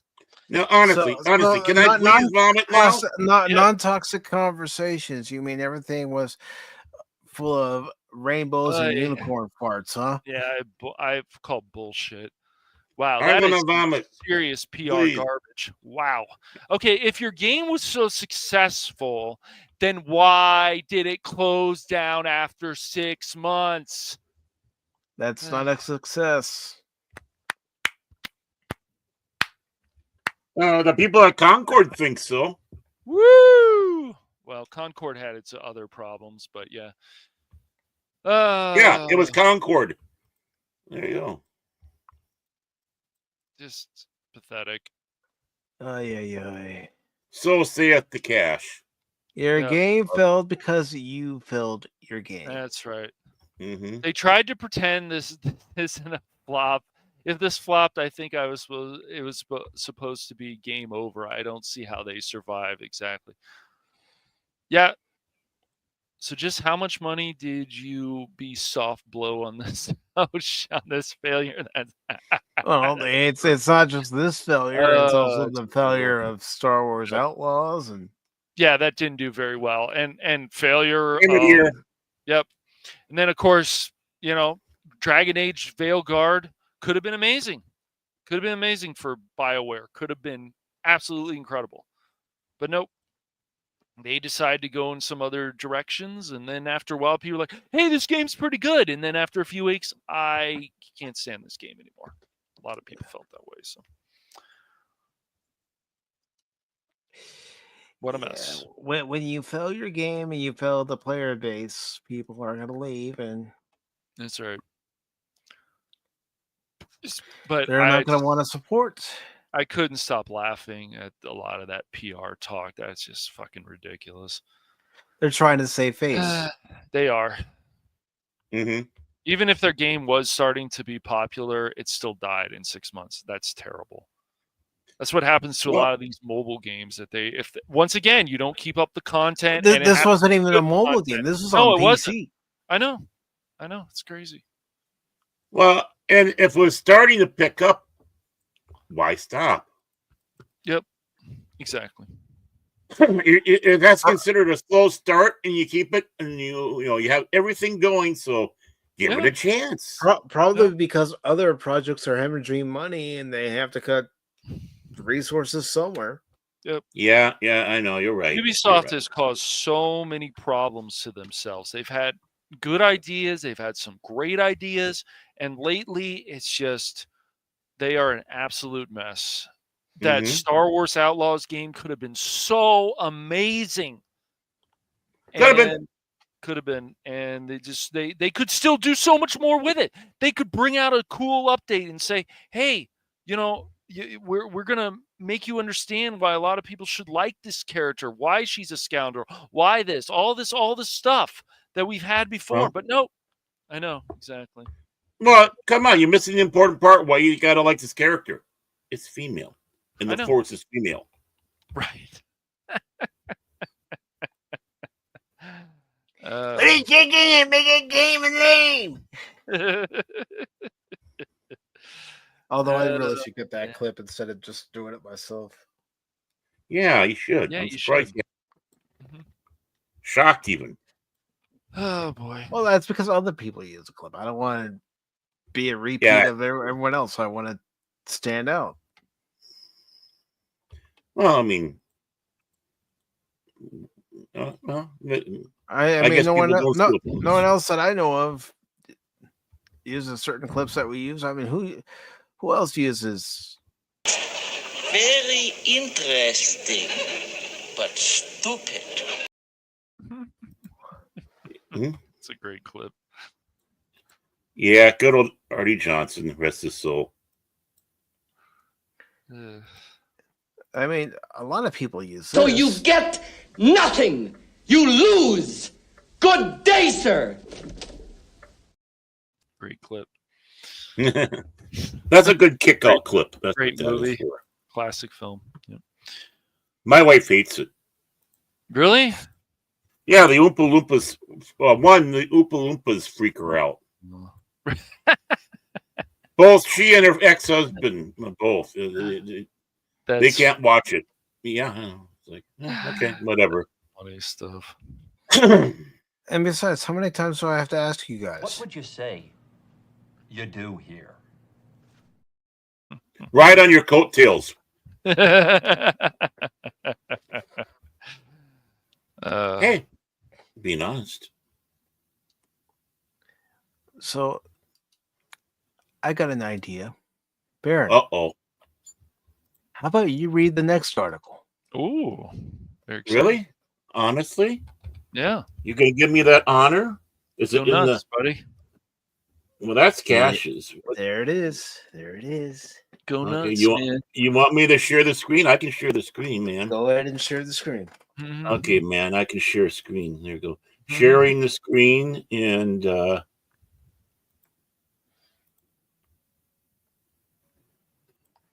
that's my porn page. I just DJ Ronnie G. myself. No, Baron, not that screen. Not that screen. Oh my God! What is that turtle doing? The other one, mommy. So, just a second here. Me. What? My whistle. Does that guy have gauges in his ears? Can we stop that, please? Could be worse, but yeah, he does. Oh, well, that's the first stage. Well, that's one of the stages. So we don't know what's pierced, down there. So this is from Fandom Pulse. Yeah. Written byline by John F. Trent. You might have heard of the guy. Yeah. And of course, the headline is Indiana Jones and the Great Circle creative director sells satanic ritual items. See? Ooh. I mean, okay. I'm shocked. I'm shocked. Okay, we'll hold. Oh my God, help us all. Let me just bring that down there and we'll save that. So Indiana Jones and the Great Circle Jerk creative director Axel Torvenus sells satanic ritual. I wasn't looking for validation, Cash. Yeah, you were. I'll continue. Torvenus sells satanic ritual items through his online web store. Ooh. YouTuber Andy Pants Gaming brought the website to the public attention. This is the first time I heard of it. He wrote on X, also known as Twitter, also known as Twix. Creative director of Indiana Jones and the Gay Circle is Satan. What? What? The Gay Circle?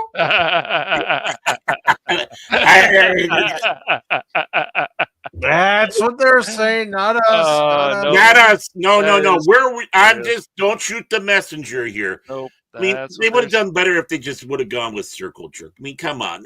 I know, man. Come on, man. is a Satanist. Okay, what? We'll probably find it later, but I got questions here. This is his economic store, Torvinus Stat Store. Well, thanks for giving us the webpage. I'm going there right now. Mike, you should go there right now so we can put up the articles that he has for sale. He then shared pictures of before you continue, I have a response to you. Okay, just do that. to you, nobody else, just you. Okay. How about no? I didn't kick you out. No, yeah, you did. Well, then who did? Cash? Did Cash kick me out? Who kicked me out? He doesn't have the power. He doesn't have the power to kick you out. Yeah, well, even if he did have the power, it's even if he had the power, he didn't have. He doesn't. I can kick you out on other shows, but not this one. I know. Well, I can do the same to you too. So it can be a kick war. 1, 2, 3, 4. I declare a kick war. He then shared pictures of a pentagram altar disc that is described as a ritual item, as well as a box of Gotia demon. I think seal. it is. Gosha. Gosha. Gosha. Okay. Yeah. Then spell it that way, damn it. Okay. Right. Gosha. Right. Oh, Fandom Pulse, bite me. So, look at that. Upside down cross. Yeah. Bizarre. On his web store, Tavanus has an entire occult category with subcategories that include altar and ritual card decks. Oh, he sells Wizard Magic the Gathering. Cool. Coin sets. Probably not that Magic the Gathering. Not the one you're thinking of. Yeah, I don't. Yeah. Runes in Goetia. Those unfamiliar with the term Goetia, it is derived from the Greek word Goetia, I think so. which many witchcraft are which means witchcraft are sorcery. Mm-hmm. It primarily derives from a grimoire used to summon and control 72 demons. Hey, wait a moment. 72 virgins, 72 demons. I see a connection here. To be clear, the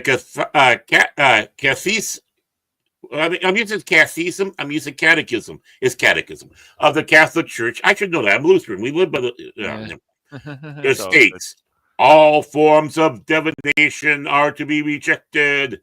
Recourse to Satan or demons, conjure up the dead, or other practices falsely supposed to unveil the future. Consulting horoscopes, astrology, palm reading, interpretations of omens and lots, or basically science importance. The phenomenon of clairvoyance and recourse to mediums all conceal a desire for power over time, history, and in the last annals of human beings, as well as a wish to conciliate hidden powers. They contradict the honor, respect, and loving fear that we owe to God alone. I should continue reading my Catholic catechism. I got some news here. I like reading stuff. It adds, all practices of magic are sorcery by which one attempts to tame occult powers so as to place them at one's service and have a supernatural power over others, even if this were for the sake of restoring their health, are gravely contrary to the virtue of religion. These practices are even more to be condemned when accompanied by the intention of harming someone, or when they have recourse to the intervention of demons. Wearing charms is also reprehensible. Spiritism often implies divination or magical powers. The church, for her part, warns the faithful against it. I should have done that like Alex Jones. Recourse to so-called traditional cures do not justify either the invocation of evil powers or the exploration of another's cruelty. Okay. Okay, so What do you make of this? Okay. So yeah, it's okay. you Not much notice about. I know you're ready I to sound off, Aaron. So go ahead and sound Go off. ahead. Aaron. I was just gonna, no. I was just gonna sit back and say, at least we got a course in Roman Catholic. Yeah, well, Catechism, because that's the longest part of this article. But okay, you guys start. Whenever John F. Trent talks about these kind of subjects, he's always going to bring in something about the Catholic, which is fine. I understand he's Catholic. Yeah, I don't mind that. It's not. Sometimes maybe it gets a little overboard, but yeah, but in this case, for this article, it added some weight to it. Agreed. Right. Yeah. I agree. Yeah. I don't mind as long as it stays in the contents and you don't go into a complete total rambling. Right. Because obviously you can't preach, but you can do a homily, I'm sure. Okay. Well, again, it goes to what level? What type of Satanism is he? Is he part of the Anton LaFey group, which is basically edgy atheists, and that's all they are. Right. Anton LaFey was an atheist. He wanted to mock the Catholic Church. His daughter, who is hot, I hate to say that, looks like Taylor Swift. Do we have a connection? But I think she's took over now. But yeah, it's just that's where a lot of stars kind of gravitated to that were not really a particular faith because it was hip and cool to hang around. Even Jane Mansfield played around with Anton LaVey's group. But you do have groups out there. Just a second. You do have groups out there that really do worship Satan, Lucifer, and the list goes on because Satan and Lucifer are not the same person, and so forth. But they're going into areas of Gnosticism. They even have a form of Gnosticism where basically the creator of everything is basically Lucifer or Satan, right? Creating all this for strife, causing strife, and then someone will come along and help out. But Gnosticism can go to some weird places again, and that's another thing. Well, what Gnosticism are we talking about? So the big question is what type of quote unquote Satanist is he? I'm judging right now. He's the edgy Wiccan. That's my guess. He's the edgy Wiccan who's going to be bringing this stuff up to piss people off, particularly John F. Trent and his ilk. It doesn't bother me because I just look at someone who's screaming for attention. That's how I look at it. That's the way I look at it. He's always tried to get attention on himself, and this is another way for him to get eyes on him. And right.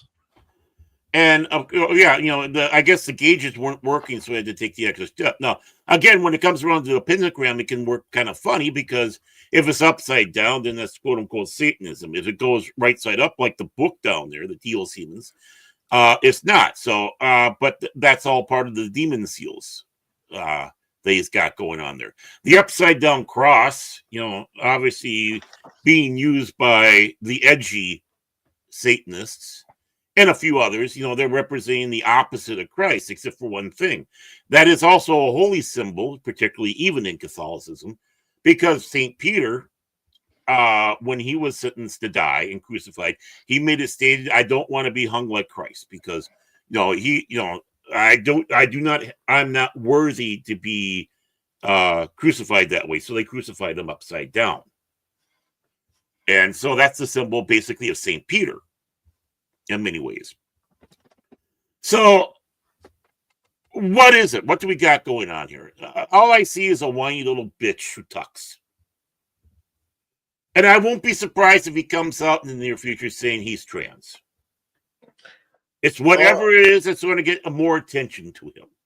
All I see is someone craving attention, crying for attention, and he's figure out another way he can not only get the attention, but also make a little buck. Right. At the same time. Are you referring to when King Saul consulted with the witch of Endor? There, Mr. McCracken? Yeah, the witch of Endor is a real figure out of the Bible. I know. I'm saying I know you do, but I'm just saying over. I'm saying for Cash because you know him. He's Cash. I thought so, Mr. McCracken. And that whole thing is still in debate. Was it not, Samuel? But that's again another topic and probably worth a couple hours of discussion and debate. We don't want to go through here. We're not, even though it's Sunday, we're not doing Sunday school. Right. No, Well, we're not doing Sunday services. No, but it's something I'd love to talk about. That don't get me wrong, but yeah, you know, different films. We could definitely do that.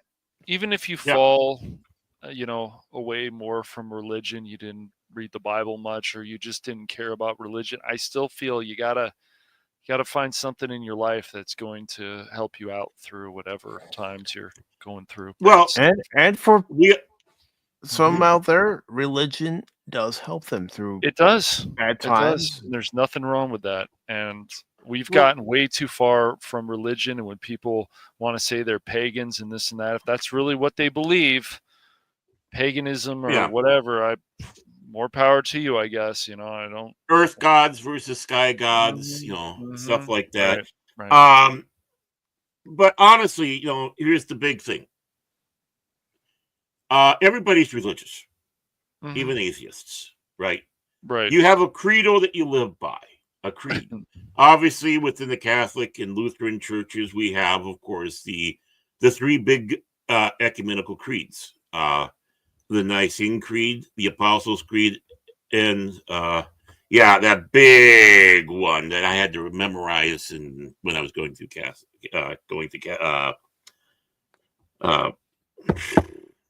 so I could become a member of the church fully as an adult.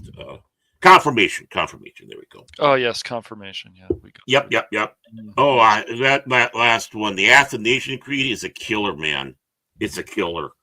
And it's only said in the church on Trinity Sunday. I think it should be used more than that myself, but Trinity Sunday is usually when it's out. And now they're cheating. They're taking little parts of it, and you have hymns. It's like, don't get me started.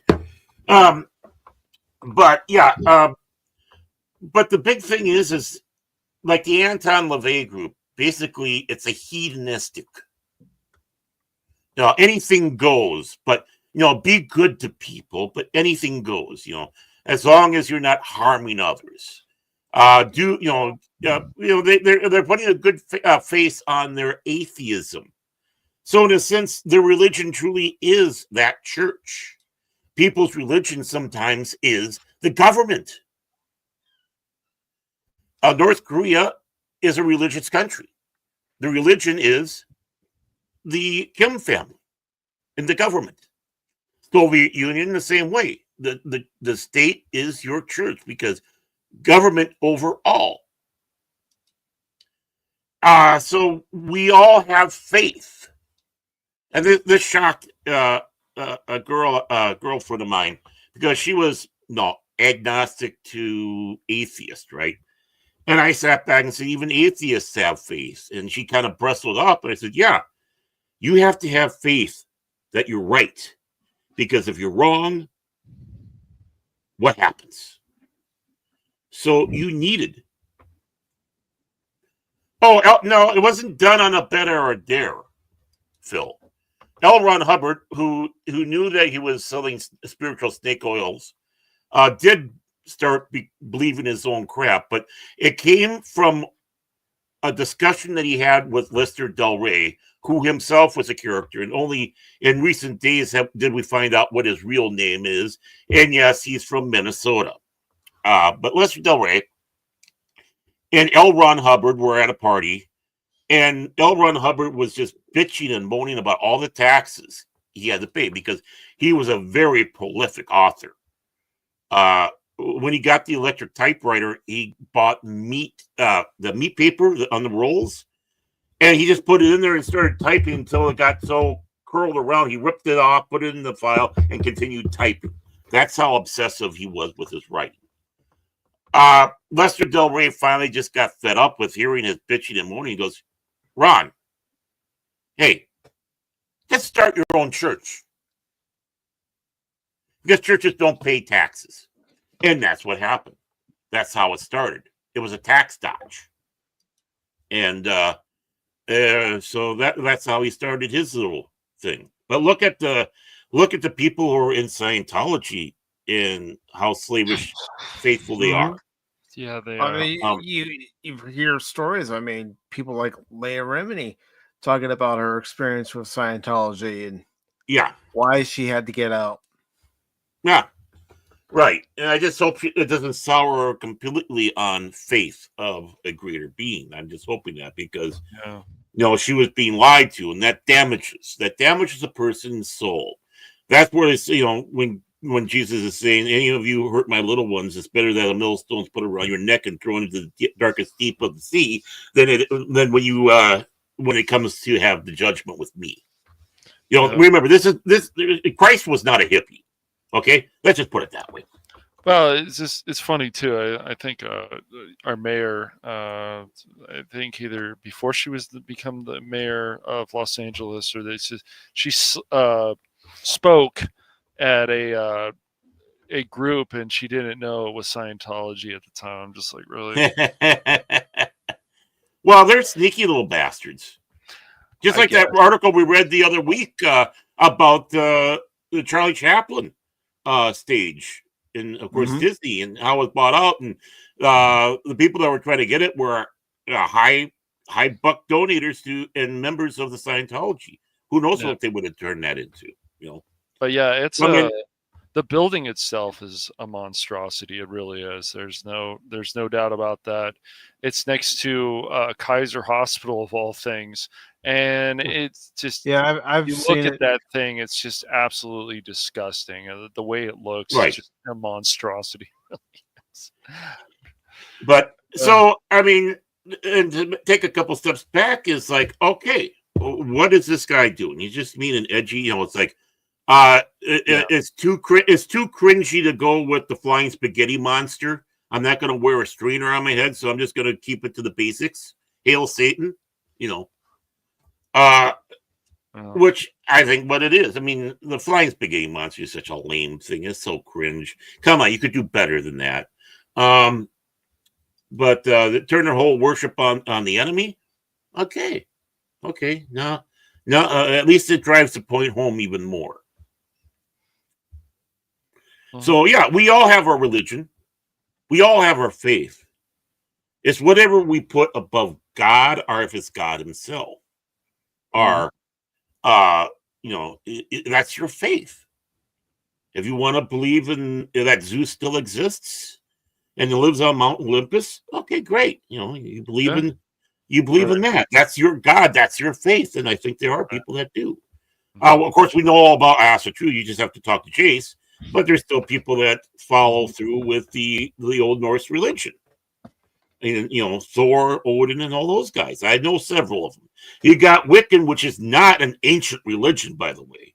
It's a 20th century word salad. I'm sorry if you're into Wiccan, but it's true. It's like a little bit of this, a little bit of that, and mix it all together, and hopefully that this stone soup of a spiritualism is going to taste good. Yeah. I mean, it's not. I'm sorry. I've been around Wiccans enough. Okay, I know Wiccans or new Wiccans, and just studying. It's like in going through this. It's like this is just a new age, edgy. Look at us. We're which religion? It sounds whatever. If you want to be serious, go and actually study the old original stuff and not the homogenized garbage. Yeah, don't be like Phil McCracken and get off your meds. Yeah, exactly. Right, because you don't want to be team epic failure. That's how you are team epic failure doing that, and I'm not proselytizing here for God, my God, the Triune God. No, I'm just saying in general. So don't think I'm being like John F. Trent and turning this into a sermon where believe in my God or else. No, I never said that. Here's the thing. I'm reading that article, and he's adding value to the article by bringing up religious texts and yes, right. Well, context in the article. Right. Yeah, he's got context from Roman Catholicism, which is similar to Lutheran, as well. I mean, Lutherans and Catholics are not that far apart. I mean, the conservative Lutherans. I'm talking about the Lutheran, Missouri Synod Lutherans, which I am, Wisconsin Synod, a few of the others. We're not like the ELCA, which is like, who the hell are you? You know, take your clown shoes and walk away. You're not really Lutheran. Yeah, and I do mean that. But yeah, we have that same context. We have that same understanding. For us Lutherans, we just have less. We have less sacraments, and we don't pray to saints or Mary. We revere them, but we don't pray to them. So, I mean, basically, that's the big differences. We also don't have indulgences, which, by the way, they still do. The church still sells indulgences, believe it or not, the Roman Catholic. So, and if you really want to get into the freaky spiritual side of things, go Orthodox. And you'll get a good incense high. Well, we got them, but that's the Apocrypha.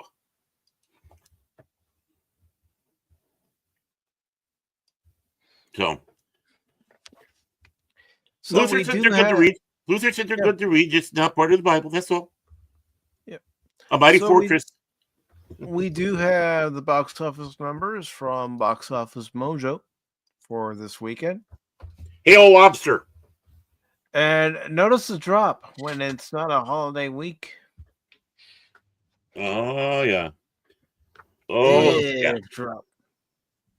I love that they're advertising Red One, and you see where they are on those. I mean, they're still in the top 5.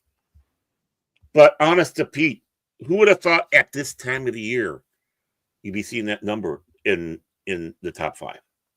Mm-hmm. I mean, just for a comparison, when it is a holiday weekend, let me try to 2024. Yeah, this is the one I want to show before we. So with it being a holiday weekend last week, look at the numbers here. I'll increase this so you all can see it better too. I can't see. No, okay. Here, I'll make that a little bigger for you guys. No, it's fine. It's fine. Good. I was mean. It's good. You know what? I bet you Snow White's not going to see those numbers. No. But this is, granted, it was the holiday week, Thanksgiving week, last week. Yep. Now let's fast forward to this week. Circle back? Okay. Thanks, Shen. And look what we have here. Mona had a big drop. Yeah. Moana. Moana. Yeah, Moana. Mona. Hey, Mona was hot in what was that show again? The one with Tony Danza. Who's the boss? Who's the boss? Who's the boss? Thank you. Yeah, Mona was hot. She was also in Soap too. Yeah. What, you don't think so? She and Bay Arthur were in Soap. Weren't they? Looking. It's just funny. I don't know. It's been so long since I've watched Soap. Hey, all she had to do was crick her finger and I'd be there. It's like, oh, a little cougar action. Huh? Well, she'd be a MILF because she had a daughter. Cougars are ones that don't have children. Yes. Great. Thanks, Baird. Thanks. That's what everybody wants to hear this Sunday on Pop Talk. Well, I mean, I'm trying to be informative here. I've been nothing but trying to be informative this whole freaking show. And I'm being ranked on because you don't want the truth. You don't want to hear the truth. You don't want to hear put the him truth. in a timeout again. 3, 2, 1. And he's going in a timeout. Not everybody wants to know about your fetish, my fetish, or Cash's fetish. No. Certain things don't need to be said, Baron. TMI, man. TMI. My fetish is... I need to take away his privileges. I'm telling you. But Moana in total has grossed $600 million $39,013. Not bad. I don't know if it's going to get up to $1 billion. Yeah. But no, but I mean, you'd think it would still be doing a lot better Let's than see. what you see there. Okay, and Wicked, I'm guessing, is still okay. It dropped. Wicked with its numbers this weekend. Okay, so worldwide, it's still doing strong domestically. It is. Well, I wonder how many theaters they have internationally, because I would have thought that would be doing good worldwide too. Because you think this is going to get up to $1 billion in a few weeks? It might. Worldwide, we'll see. It might get close. I don't know if it's going to get to $1 billion, but it might get close. close. I don't think it will crack it, but it'll still be high. Either. It'll be high, but it won't crack it. Yeah. Moana 2 has that better chance, but I mean, Gladiator 2, the sequel nobody asked for.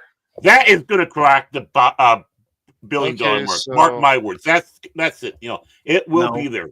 No. But it might get up to 500 million or so or more. It might, because of the world international, because the international, because it's doing better worldwide. In other places. Doing the best domestic, considering it was 103 million, and then of course you also got to take into account. Because they wouldn't let the gay kiss happen. That's why. Oh, you read that gay kiss? I know about it. Just because they don't say it, it's gonna be a formula. Oh man, yeah. Then Pushpa. The Rule Part 2. I'm not familiar with that, but no. I mean, obviously there's a Part 1, and I bet you this is a Bollywood film. Could be. They do have that. Oh, they do have that one other studio that's been battling with a Bollywood over there. But it's funny. It only has our domestic. No international. So I don't know. I never heard of this film. No, I ain't seen any advertisements for it. Yeah.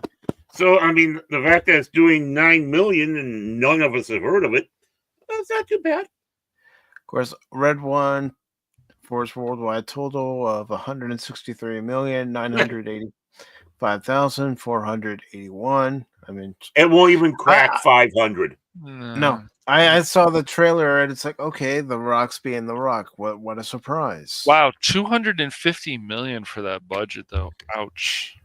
Oh, it's not even going to make that back. The world isn't helping in this. J.K. Simmons is Santa Claus in that, but whatever. Well, J.K. Simmons, even J.K. Simmons can't save a movie. I know. Yeah, I mean he's good, but he's been in some turkeys. But the thing is, he's good. Yeah. Yes. It's like, okay, paycheck, I'll do it. I'll do your ad for insurance. Yeah. And then, of course, you have the re-release of Interstellar with 4.4 million. That's crazy that they decided to re-release that. Wow. I didn't even know they did that. Yeah. I didn't know they did it either. I didn't see any advertisements for it. Is that how bad movies are getting? They have to re-release stuff. Yes, that is how bad movies are getting. I think it does. That's terrible. Wow. Well, yeah, I remember in the day that we had re-releases of movies because there was no other place for us to see them, unless you put them on. Right. Yeah, that's just funny though, man. It's just, yeah. I mean, let's face it. There haven't been that many. No. Why? Bang movies this year. Yeah. Yes. It's been 25 years since Y2K. Y2K, where you get a bunch of Zennials acting like they were around back in '99. Rachel Zegler's in that, if I remember. Oh, God, help us all. Mm-hmm. I mean, it's a quarter of a century, folks. If this was the 20th century, we'd be in the middle of prohibition right now. That's how far we're into this century. We went from horse and carriages, and now we have little putt-putt cars and machine guns and gunning people out and smuggling booze. We already had a world war, if you want to take in comparison. And you're going to do a movie about Y2K? God. It should be a comedy. This movie is a comedy, Baron. Comedy horror. Oh, it is? Yeah, unfortunately. Yes, and it didn't look like a very good comedy when I went to the movies this year. saw the trailers for it. Yeah. So I thought And it should be a comedy. I was thinking to myself, why do any of us who are around for the Y2K hoopla need to go see a movie called Y2K when we lived it? We did. This would have been a perfect Zaz film. Except we lost Jim Abrams, rest his soul. Yeah. But, the Zucker brothers could still, this is something that should be done like that. Play it straight with the insanity all around you. Think of Airplane on Y2K, When the clock strikes midnight in the year 2000, all the computers in the world are going to shut down. The world's going to shut down. It's over. We're doomed. Doomed. That's how the reporting was. Yeah, it was. Yeah, it was. Crazy. You got me knitting together an entire story right now. Just starting doing that. Can you imagine that being played by Kelsey Grammer with a scraggly beard? The people that are on the streets peddling the end of the earth. Mm-hmm. And it's over. It's over. Mm-hmm. Hug your wives. Hug your children. Tolerate your mother-in-law one last time. It's over. Yeah.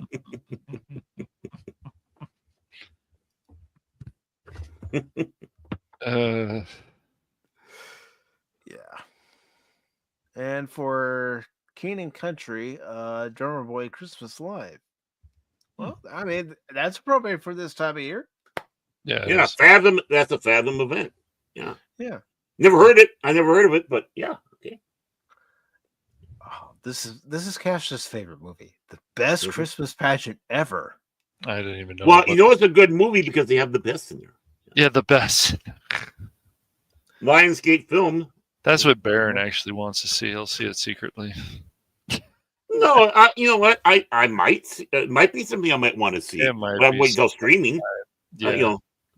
It's like I'd like to give things a try at least. I hate to see though that Bonhoeffer is so low on the list. Yeah, I'm not surprised Venom's low on the list by now. Mm-hmm. Oh yeah, well it's been out for so long. Yeah, it's made good money though. Yeah. I don't think it's going to crack the 5. No, it's not going to crack. I don't think it's going to crack.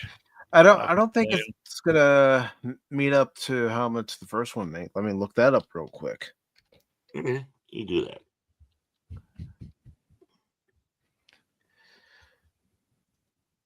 Because this one's at 400 million. Yeah, it's not going to get Oh, yeah. It's not going to make that, no. Mm-hmm. And then Venom 2. Mm. Was there a subtitle to Venom 2, or was it just Venom 2? No, I thought it was just Venom 2. Oh, Let There Be Carnage. Oh. Okay, right. Okay. Yeah. That's what it was called, yeah. That made...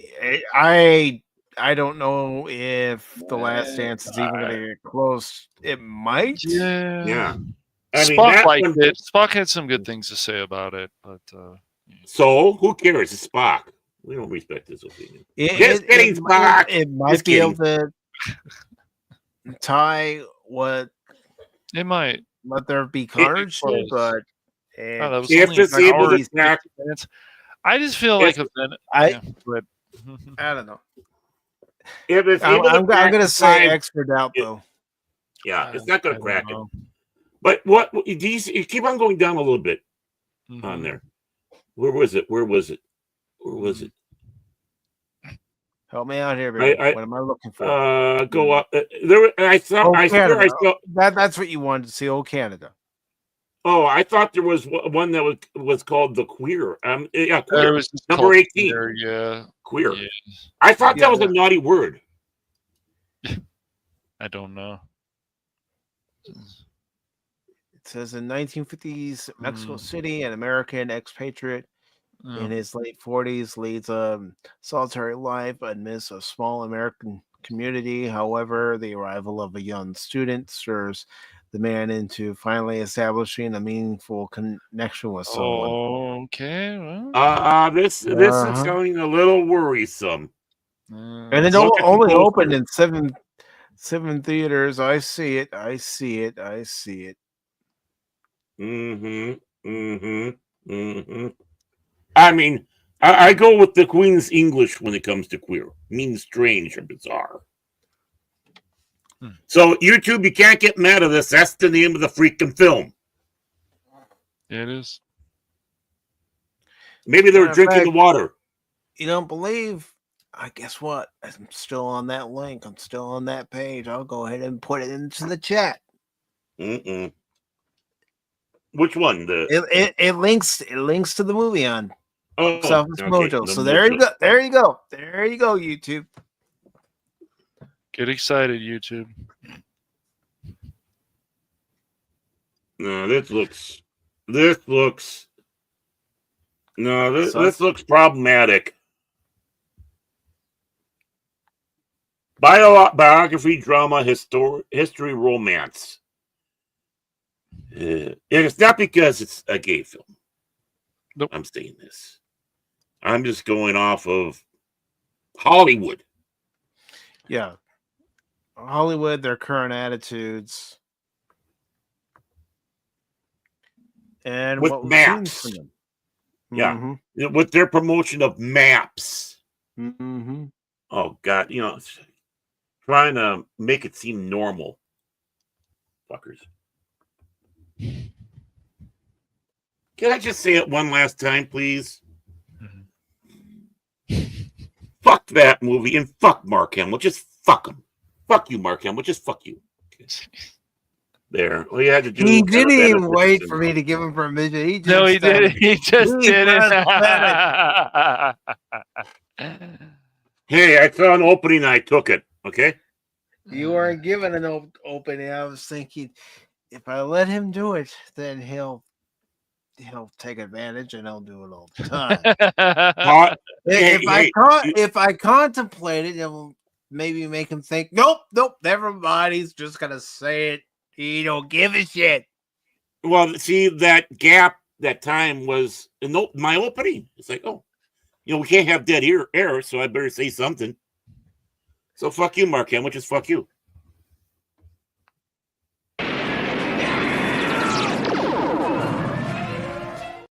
That's Starscream. He doesn't like it that you said fuck you, Mark Hamill. No, he's a Mark Hamill simp. Of course. Are there any now? Mark Hamill is a fine gentleman. Oh, man. Yeah. How dare you besmirch him, Baron? I know that's the worst Starscream you've ever heard. Ever. Worst Starscream ever. I'm the best looking Starscream. Look at that. You are a fool, Baron Scream. But speaking of Transformers, any Sonic the Hedgehog fans out there? Yay. Oh, I thought we were talking about... No, never mind. I don't want to get more trouble. Baron. I stopped myself. For once. Are we talking about automatics or stick shifts? Oh, I couldn't help it. He just wants to have another timeout again, I guess. See, this is why I call you the problem child of Pop Talk. I'm your Joe Gatto and you love it. I will go there. That's why. You're the one who's standing there on the counter, causing all sorts of trouble. I'm telling you to get down. I'm trying to pull you down, and you're being such a brat. You're grabbing onto something else. Seems about right. Hey, I'm a Scientologist. I'm jumping on the couch.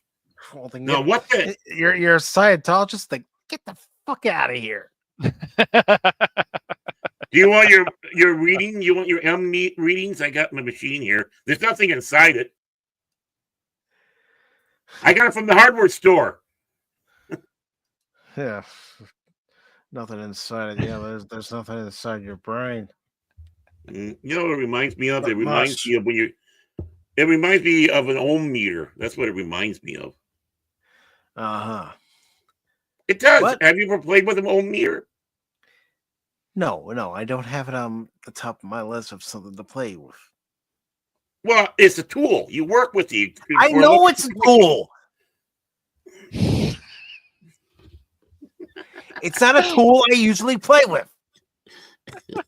What tool do you play with? Fucking Baron, man. He just can't. He's like, I saw an opening. Yep, there you go. You. In case you didn't hear me, Baron. Fuck you.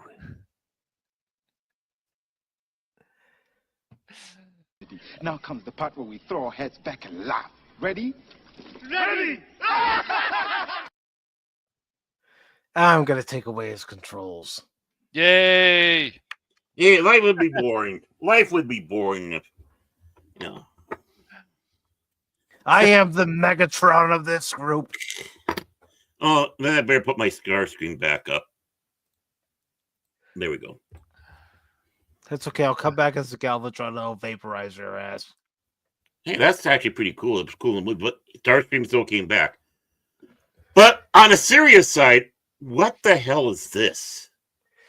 Sonic the Hedgehog. Transformers crossover leaks online. Sonic and Tails are getting Transformers toys that turn into vehicles from the video games. This was posted on December 5th. It's by Mark DeChips. And it says Sonic the Hedgehog is having a pretty big moment right now, thanks in large part to the success of the Paramount films. Sega has not been shy about Sonic collaborating with other brands, including a recently announced crossover with the Justice League. However, it seems a collaboration with the Transformers brand is also in the works and will be officially revealed tomorrow, meaning it's already been revealed. The Transformers Instagram account is teasing an announcement, but images of collaborative figures have already leaked online. Sonic Stadium has shared the images, which include a Transformer based on Sonic and another based on Tails. In a neat touch, the collaborative figures take a pair of vehicles associated with Sonic and Tails and allow them to transform into robotic versions of the characters.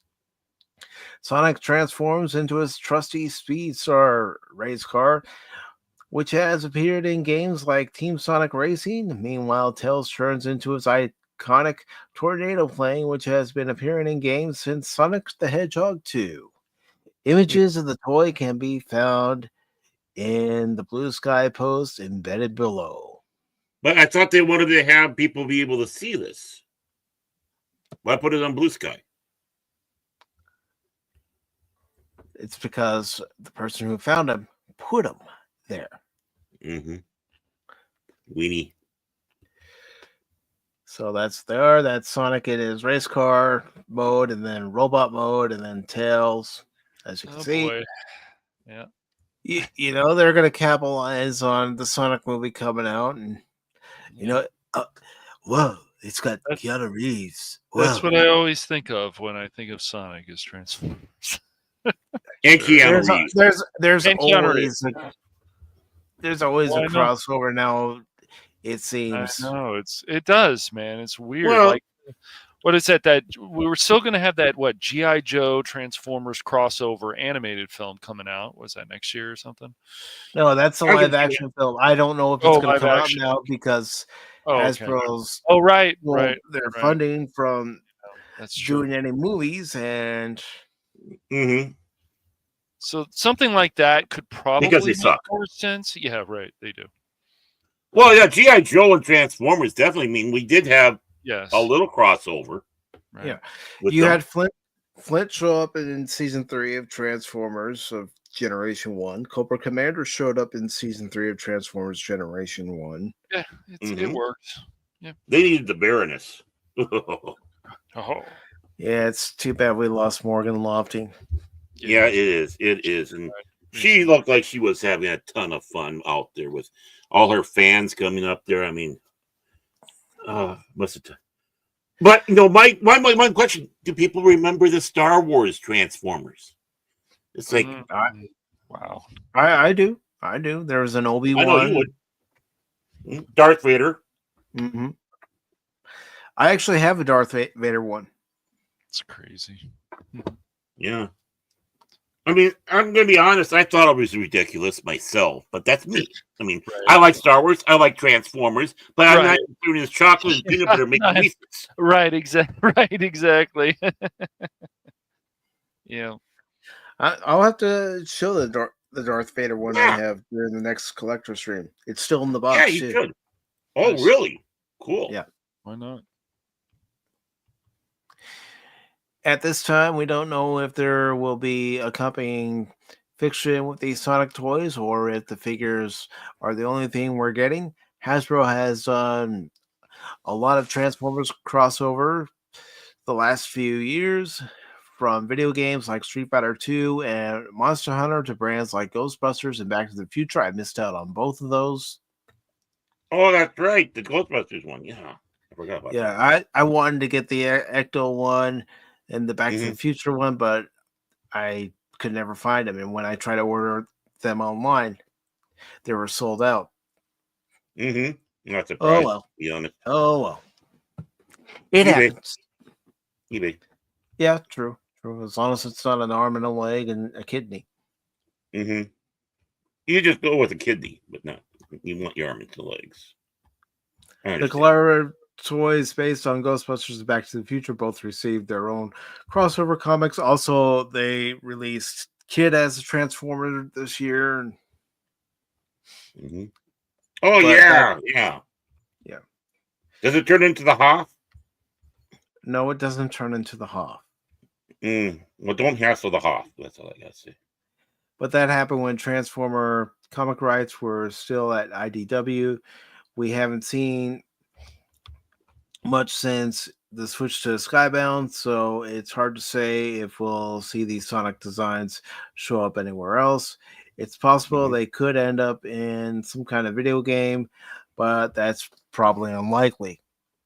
Since Hasbro is waiting, well, at least at the time that this was posted, to officially reveal these figures, we don't know what price point to expect or when the pre-orders will begin. Well, if they're $40 like the Teenage Mutant Ninja Turtle crossover that came out this year, and I saw it at a Target in my area, and I looked at the price, I'm not paying $40. Gouge. Yeah. Well, because they're aiming it for the geeks, they're not aiming it even for kids. So yeah. It's possible we could see pre-orders go live on Hasbro Pulse as soon as this week.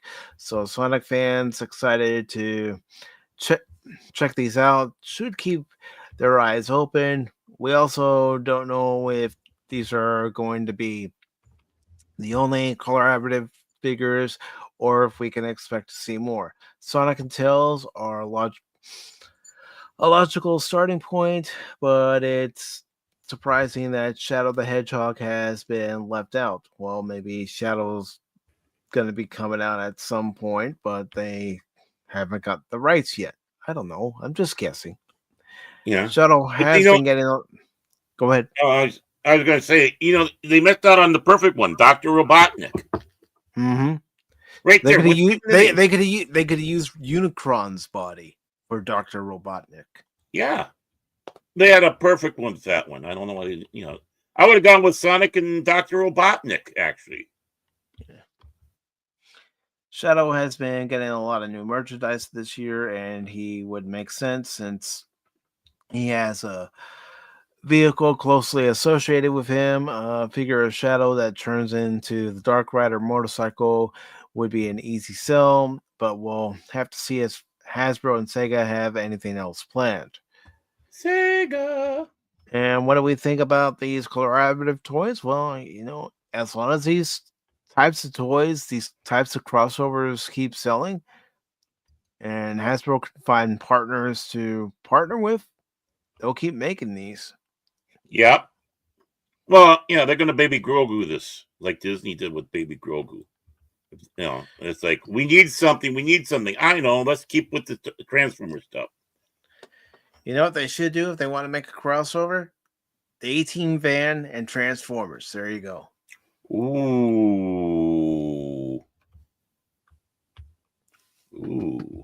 Da da da da da da da da da. Or why not do a collaboration of Transformers and Star Trek? Yep. Take The your Enterprise. choice. What transforms? Mm-hmm. Ooh, shuttle. Mm-hmm. Ooh, piece of But candy. but which era? Original series or Oh, the next generation timeline? oh, gee, you guys. You know what? Why not both? One Enterprise each. Yeah, you could do the original Constitution class. I'm not talking about the Alex Kurtzman version. I'm talking about the original Matt Jeffries design. Who's Kurtzman? I never heard of him. You could, make a transformer out of the Galileo shuttle. Yep, that was my thought. Oh, a Klingon. Well, maybe the neck would be too skinny though, but the Klingon D7.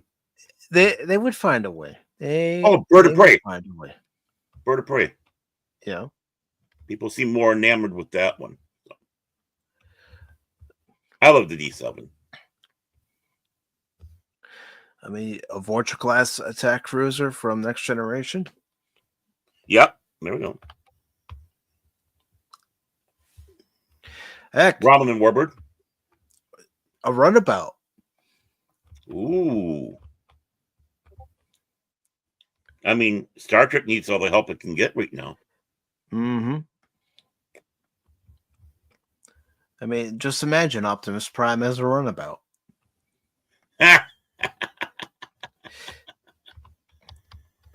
Or Optimus as a Federation starship and, say, Megatron as a Cardassian warship. Oh, there we go. Or Romulan. Well, actually, Cardassians would be more fitting for Starscream. Yeah. I don't know. We're doing their job for them and we're not getting paid, so screw you guys.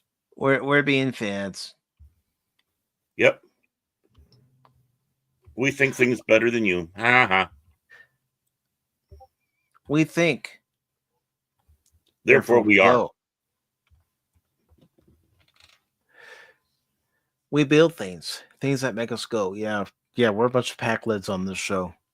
You're smart. All right, we got one last article here. People are breathing a sigh of relief right now. It might leave us in stitches.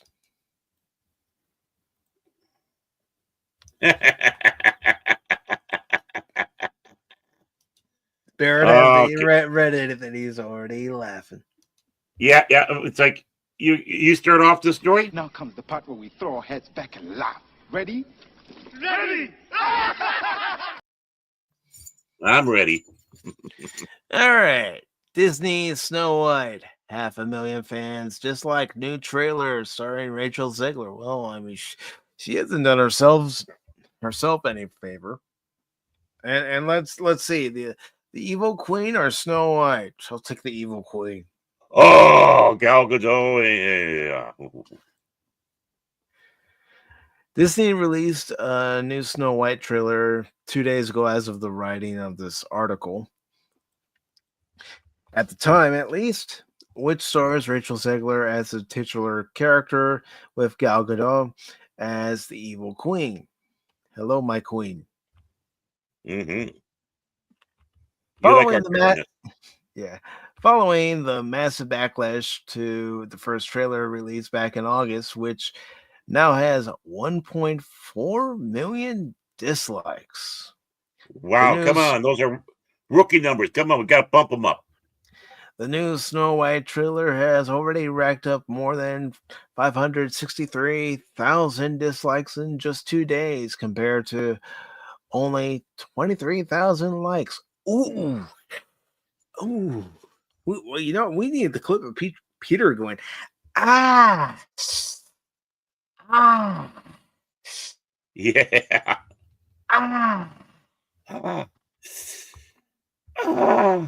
Yeah. And it's good to see you're wrong. The only thing white about Rachel Zegler is the mess from her last casting. Oh, You know, that was one of the times where Harvey Weinstein said, "No, pass." Well, what does that mean? Sorry. While YouTube has disabled the display of dislike counts, various browser extensions restore the number. Check out the reactions below. It says comments are priceless.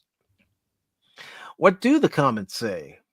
Well, they rip Disney and rip the movie and rip Rachel Zegler. A lot of fans joke they want Gal Gadot's Evil Queen to win. Yeah. Yes. I'm not joking. One, immediately pause video. Two, read comment section. Negative 29,000 dislikes, at least at the time. Well, Disney, you truly are incredible. It took you 3 years, multiple rewrites, unnecessary CGI, and $209 million just for me to enjoy a comment section of a movie I will never watch. Bless you.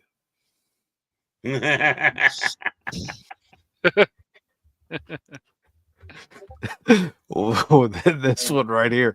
If I saw this movie on a plane, I would still walk out. Yeah, I've heard. Don't forget your parachute. Oh, too bad I got that on only mine. I got the Al Bundy jumping out of the plane without the parachute. Oh, boo, YouTube, boo. Yeah, of course they did. Rachel Zegler, Snow White is not going to be saved by the prince. The prince, good. Because I'm here for your stepmother. Yeah. Mm-hmm. Honestly, she's hot. Look at her. That body kills. That'll be the only good thing about the movie, probably.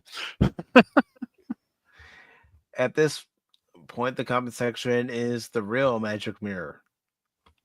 The rotation of the Earth has increased by 7% just by virtue of Walt rolling over in his grave so hard. Ooh. No, God. Ouch. No, it's his oxygen tank that he's in, the cryogenic chamber. Disney, coming to a theater near you. Me, is that a threat? Yeah.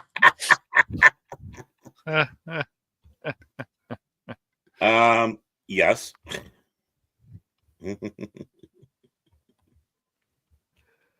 Yeah, well, it looks like everybody's having a terrible performance. Yeah. Did they have that when you went to see the movie? What, the trailer for Snow White? Yeah. No, so thank goodness they did it. It's really something. Well, yeah, we know that. I was just wondering if Mike would. If they did, I would have looked at my sister. I said, "I'm out of here. I'll see you in the car." Well, I'll be back in a moment. Then make really loud hurling noises out there. Get your CGI dwarves, Yeah. Oh, this one is not kind at all. Why is Lord Farquaad playing Snow White? Yeah. Well, he's not wrong. Evil Queen to the mirror. Describe Snow White to me. Mirror. Weird. Mm-hmm. Well, Zegler did say that. Yes. Yep. One person says, this trailer saved my dad. He's been in a coma for 8 months. And when I played this trailer, he woke up and got out of bed to turn it off. Thank you, Disney. Yeah, that's an old joke. Yeah, that's a good one, though. An app one. It's an oldie but a goodie. Yep. Use it. Yep. You gotta use the good ones.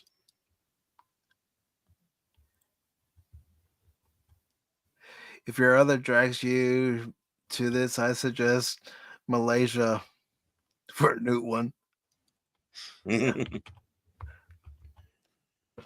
And mother drives you that reporter for child abuse. I'll give Disney credit. They are brave enough to leave the comment section open, at least at the time. Oh, yeah. I can imagine it got shut down fast. The Queen. I am jealous of her. The Mirror. Are you really? Are you really? The Queen. Are you taking it? Nah, I was just kidding. Yeah, okay. I was going to say, are you on that LDS? Mirror, mirror on the wall. Who's the bravest of them all? Disney for not locking the comments section. Yeah. At this point, the monetization of this video is going to earn Disney more revenue than the movie itself will. Maybe. No lies detected. Yep. I like the scene where Snow White pops a can of Bud Light, then drives off in her Jaguar. Jaguar. Yes. Oh, you mean the new Teletubby one? Yeah, I'm sure you guys have heard about that Jaguar Yes. commercial. If you haven't, No, unfortunately. I have. I've seen it. I've seen the Jaguar, the Jaguar X00 dildo on wheels. Yeah. Trust me, guys. The prince isn't searching for Snow White.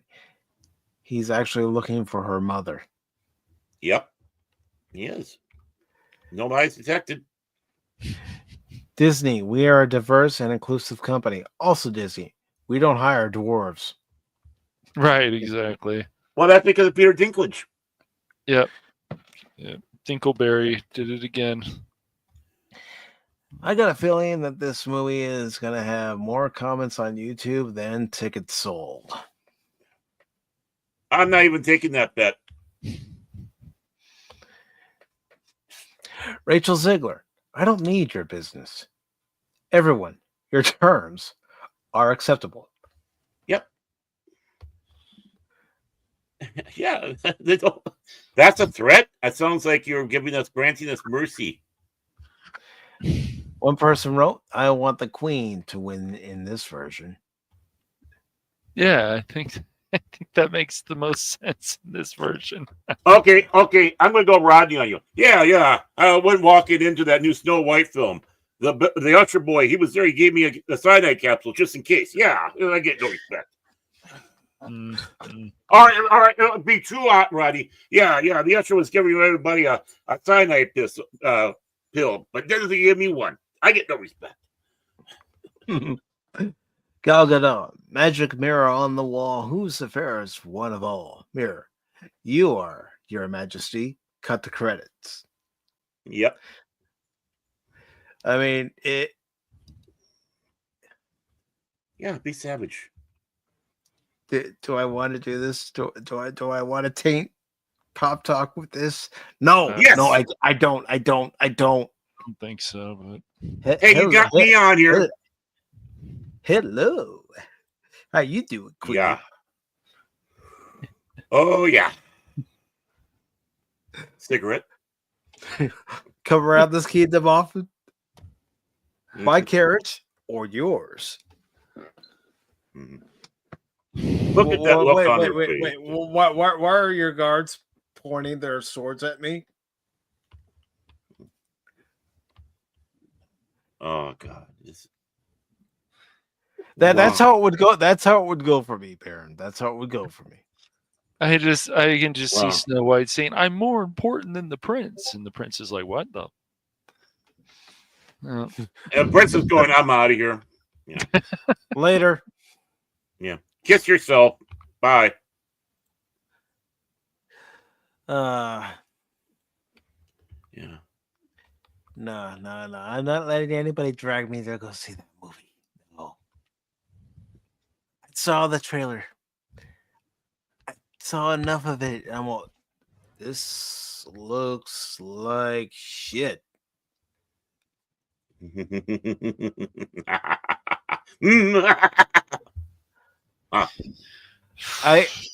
Here's how bad it looked to me, guys. I'd rather go see Expendables 4 again They go watch Snow White. Watch this trailer, yeah. Yeah. Well, I mean, it's insulting, if anything. Like fucking CGI dwarves. Are you fucking kidding me? Oh, but the CGI looks the best. Everything looks the best. No, everything looks ugly. And just have that. However you feel about the Daily Wire, just have that. The saturation is. Just make that. It's over the top. Hey, I wanted that. I was hoping that was for real. I was sad when I found out it wasn't. Like, this looks, yeah. Yeah. Come to Beavis. It's like, oh, wait, you guys aren't producing this. Well, that sucks. Yeah, at least no dwarves had or little people, had their careers. Well, true, but they could have. I know. Go ahead. Yeah. Think of Ben Shapiro playing Grumpy. He's got the voice. He's got the height. I mean,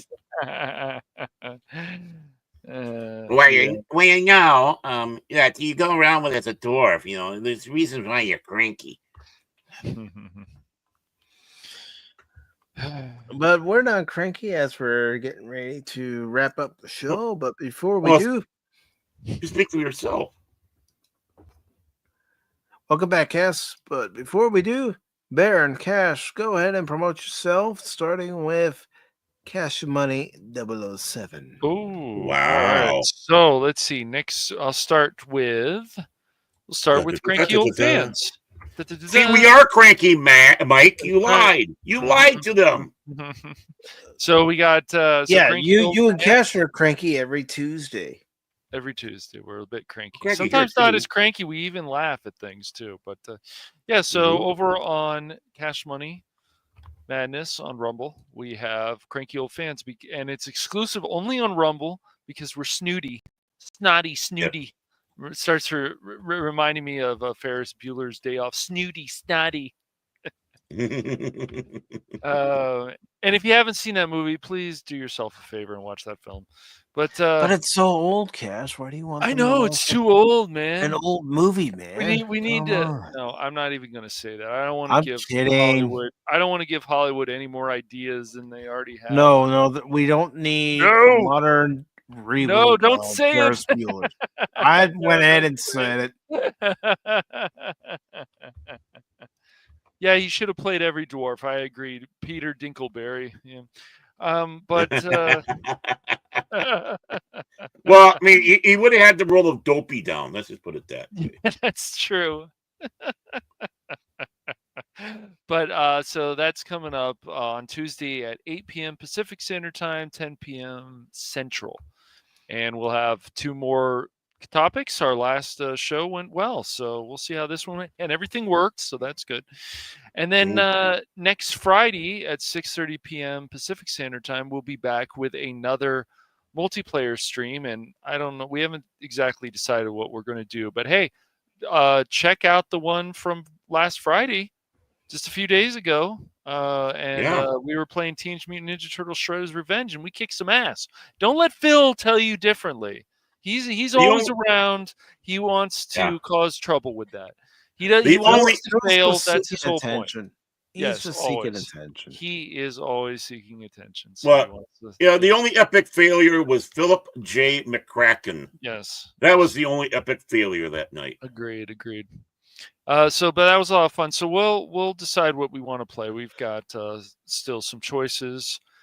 So we'll see where we go. But those streams will always be at 6:30 p.m. Pacific Standard Time on Friday. And then I'm, let's see, anything else going on? And also, of course, on Cash Money 007 on Twitch.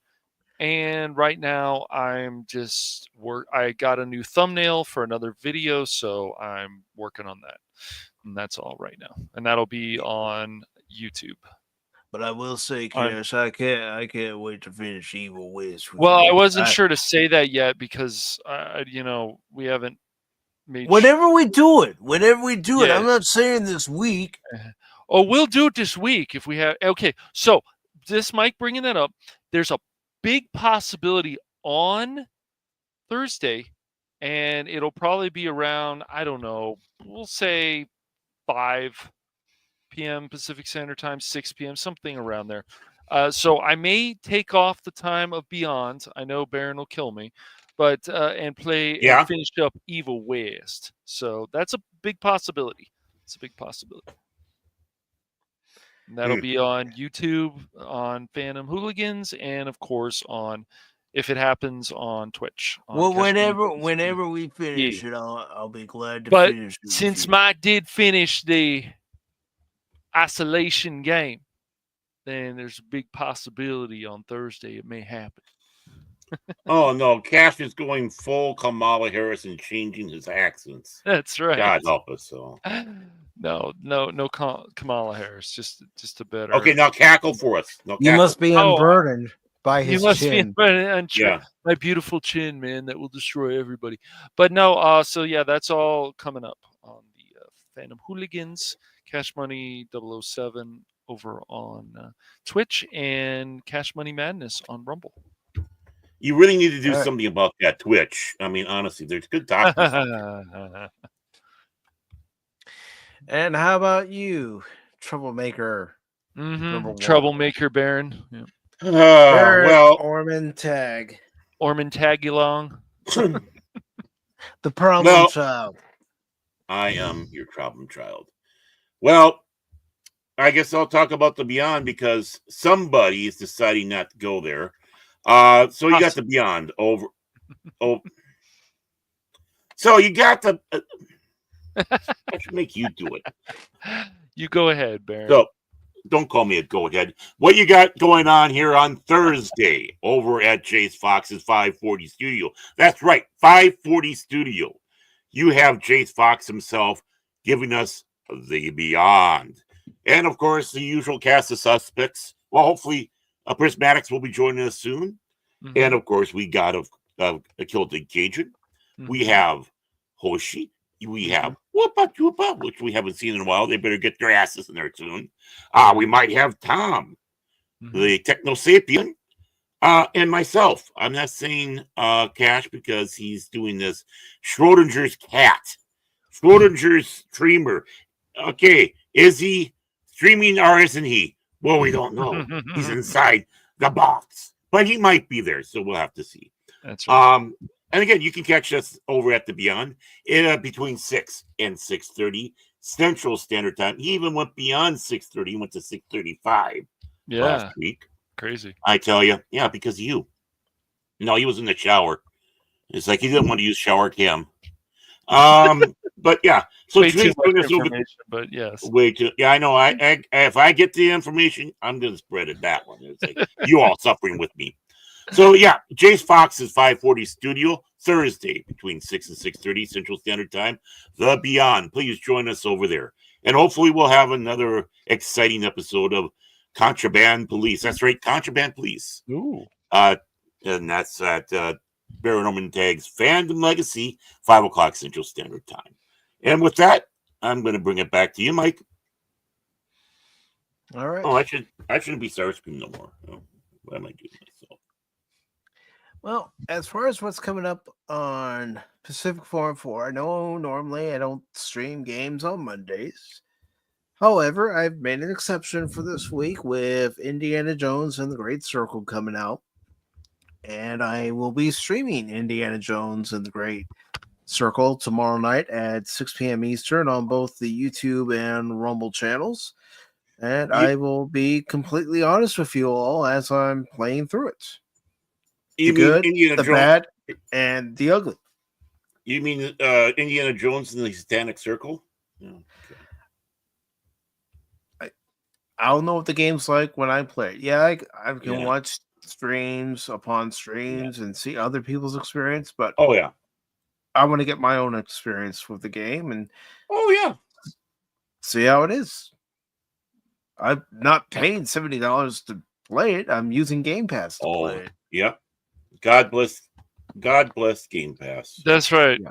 Game Pass is pretty cool. Yeah. I mean, if you want to try a new game, but you're not sure about it and you have Game Pass, use Game Pass. Exactly. And again, the Indiana Jones streams will be both Monday and Tuesday at 6 p.m. Eastern Time on the YouTube and Rumble channels. And then Wednesday, there will be the Wednesday edition of Pacific414 Pop Talk at 6 p.m. Eastern. And then next Sunday, we'll have our watch party for the month. And yay. Sweet. I hope you're ready for the season. I hope you're ready for that big holiday bonus. You ready for that big holiday bonus, Baron? For that I pool am. that you're getting ready to build once you get your holiday bonus? You got it. You got it. I'm getting in my truckster and getting all ready to go down to the store when I get that big holiday bonus. Talk to the guy who makes the pools. You ready to eat a dried out turkey? Have a bunch of in-laws show up and go, yeah, we got plenty of room. Yeah, we do. We got plenty of room here. So come on. And are you ready to go like our forefathers did and cut down your Christmas tree and bring it home, even if it's too large for your living room? Yeah. Heck, you used to do that all the time. For real. True. Very true. That's right. Next week, our watch party will be National Lampoon's Christmas Vacation. Da-da-da-da, da-da-da-da, da-da-da-da, da-da-da, Holiday Road. Yep. And, I actually went and saw it yesterday for $1. The theater in my area was having a local charity event for the holidays. Toys for Tots and a few other charities were there. Okay, and that's good. you could either donate a toy or you can donate funds. I chose to donate some funds and watched Christmas Vacation for the first time on the big screen. Lucky. Every other time I've seen it, it's always been on the television screen. Mm-hmm. So it was nice. And of course, Mary's not half bad to look at either. Oh, that's right. I don't have the simp one on here. Okay. Oh, come on, Baron. You know who I'm talking about. Here, to give people a reference. Give me a second. Hey, I simp enough. I can simp harder than Jace. He thinks he's well, Jace wants to tell us he's not a simp, and yeah. Then he pokes the bear. Oh, yes, he does. Yeah, this will work. This will work. Such a devious tone there. Maybe it is. What? Catch. Maybe it is. Give me a second.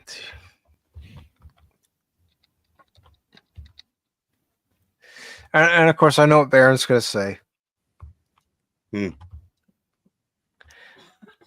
I know what he's going to say. I don't even have to say it. There's Mary. National Lampoon's Christmas Vacation. Come to Baron. No, she's telling you to come to her, dude. Oh, I'm there in a heartbeat. Boom. But you can't swim. I'll die happy. But yeah, well, trust me. You all know when we get to that part of the movie.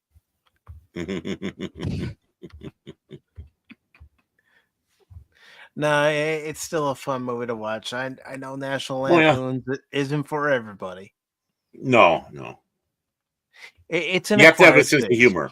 It's an acquired taste. That's when they were still making an actual National Lampoon movie. I think the vacation films were about the last vestige of a true National Lampoon film. Yeah. And thank you for following the Rumble channel, Vidiot. I thought we were the Vidiots. That's a great name, actually. I'm kind of jealous. Well, we're the Pop Talk idiots. Yeah. But The video Pop Talk like this, wow. Stooges. Yeah.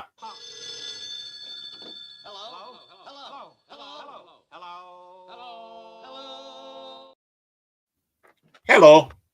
I'm Mo. Baron's Larry. I'm Shemp. No, I'm not Larry. That's Cash. I'm Shemp. All right, Cash can be Larry. You're Shemp. Yeah, I've always been either Shemp or Curly. But yeah, don't take that away from me, man. Fine, I won't take it away from you. But I do need to play this because, well, he's here. Anonymous. Anonymous. Anonymous. Anonymous. That's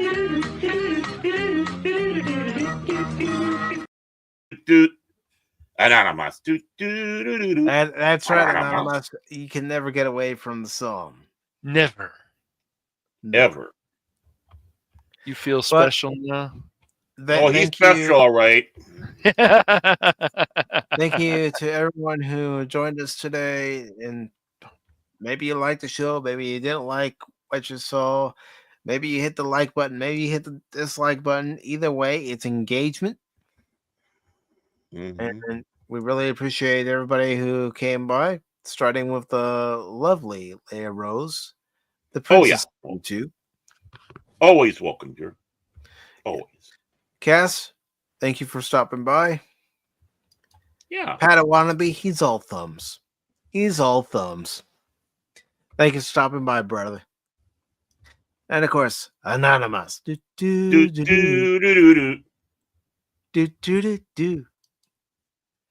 Spock, hey Spockle, good to see you, Spockle. Jet Sparks, it's good to see a new face. JHP, thank you very much for stopping by. Hope you like what you saw. No, you put up with us. You're Ron. Thank you for stopping by. Really appreciate it. And I want to thank Vidiot for following the channel, and I also gotta go back up to it and thank. One second. Also, want to thank the great 000019 for following the channel as well. Did we forget Philip? I am going to Phil. I'm saving the troll for last. I'm saving the troll for last. Well, okay, let me know that. I mean, I was happy that he wasn't getting mentioned, but I figured, he was ready to question you again about the Bible, Baron. So I'm sure. Oh yeah, he's looking up some esoteric passages right now. But thank you, Phil, for stopping by. I really appreciate it. Anonymous, you're always special. Mm-hmm. So quit clicking our windows. We know. Yeah, Anonymous is that guy that comes by, starts looking at the windows. You're like, what is wrong with you? Really? Seriously, what's wrong with you? I mean, Evil West is a fun game, Anonymous. So I mean, I think it's better than people give it credit for. Mostly positive. I mean, that's pretty good, but I think it could be at least in more of the positive. I think it's been pretty cool so far. I enjoyed it. Why do you think I kept recommending it to you, saying, Cash, you got to pick it up. You got to pick it up. Cash, you got to buy it. Come on. Got to buy it. Got to buy it. Buy Evil West. Mike was like, we got to do co-op. Why aren't you buying Evil West? We got to do co-op, Cash. Come on.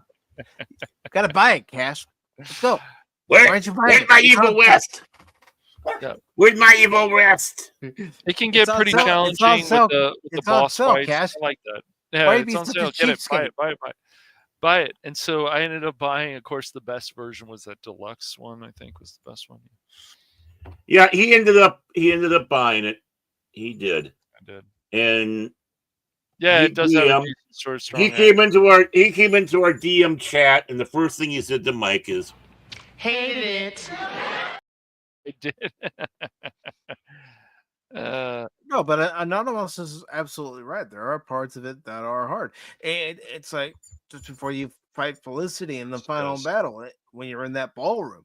I remember it was you, Baron, Cash, Paul came in to the VC on the Discord. Phil came in, and you all started heckling me and giving me a hard time. It's like, oh man, wait till you guys experience this part. Yeah, it's yeah. Well, that's because I'm smart. Well, like Mike said, though, Anonymous, as long as it's going to obviously help you to get all the treasure around every map. So, I mean, I was making a few mistakes on that cart level. We got through it, but I was like, oh, fuck. Mm-hmm. Like, I didn't click the button fast enough. Like, Yeah, that's the thing. And certain action sequences like that, you have to be right on your mark. Mm-hmm. Get set. Anytime you get a quick time event in that game, you have to be ready for it. You can't go, I'm not ready yet. Well, the game's like, too bad. Yeah. That's where your Twitch helps. That's right. Yeah. No, you have to become a good shot in that game, no doubt. Yeah. But are you, Cash? Are you really? I better be. I think you might like the game too, Baron, if you ever pick it up. But, it scares me. I was watching it and it scared me. I needed my binky. Get scared. Yeah, I'm sure. I will say one thing, Cash, when we do get to Felicity in the final boss fight, one of us has to be ready for the quick time event when it pops up around her. I've done those before. That's not a problem. And it was a problem. Alas, there was one outcome. As long as it doesn't have that bullshit that Resident Evil 6 had. Gosh, way too many quick time events. Just starts killing the game. But again, we really appreciate everybody who joined us, whether you watched on X, on YouTube, or on Rumble. Thank you very much. Thank you to the new followers, Vidiot and Great 000019. Really appreciate it over on Rumble. And if you were watching on the YouTube side and you like what you saw, please hit that sub button, share out the stream, and make sure before you leave to hit that like button on YouTube and Rumble. On YouTube, it definitely helps the algorithm. So, again, you all. I wish they had a button. So you have to like, thumbs up, thumbs down, and kind of a But I really do appreciate you all. I know I say it a lot, but I really do appreciate everybody who spends part of their time with us. We try to have a lot of fun here. Maybe we go overboard on things, but life is about having fun. Otherwise, if you don't have fun, it can get pretty boring at times. But as I always say on this channel, especially when I'm playing a game, don't ever give up on me in that game, because just when you do, you might miss something. Like his cussing. Oh, God, that's great. You don't want to miss that. Take care, all. Autobots, transform and roll out.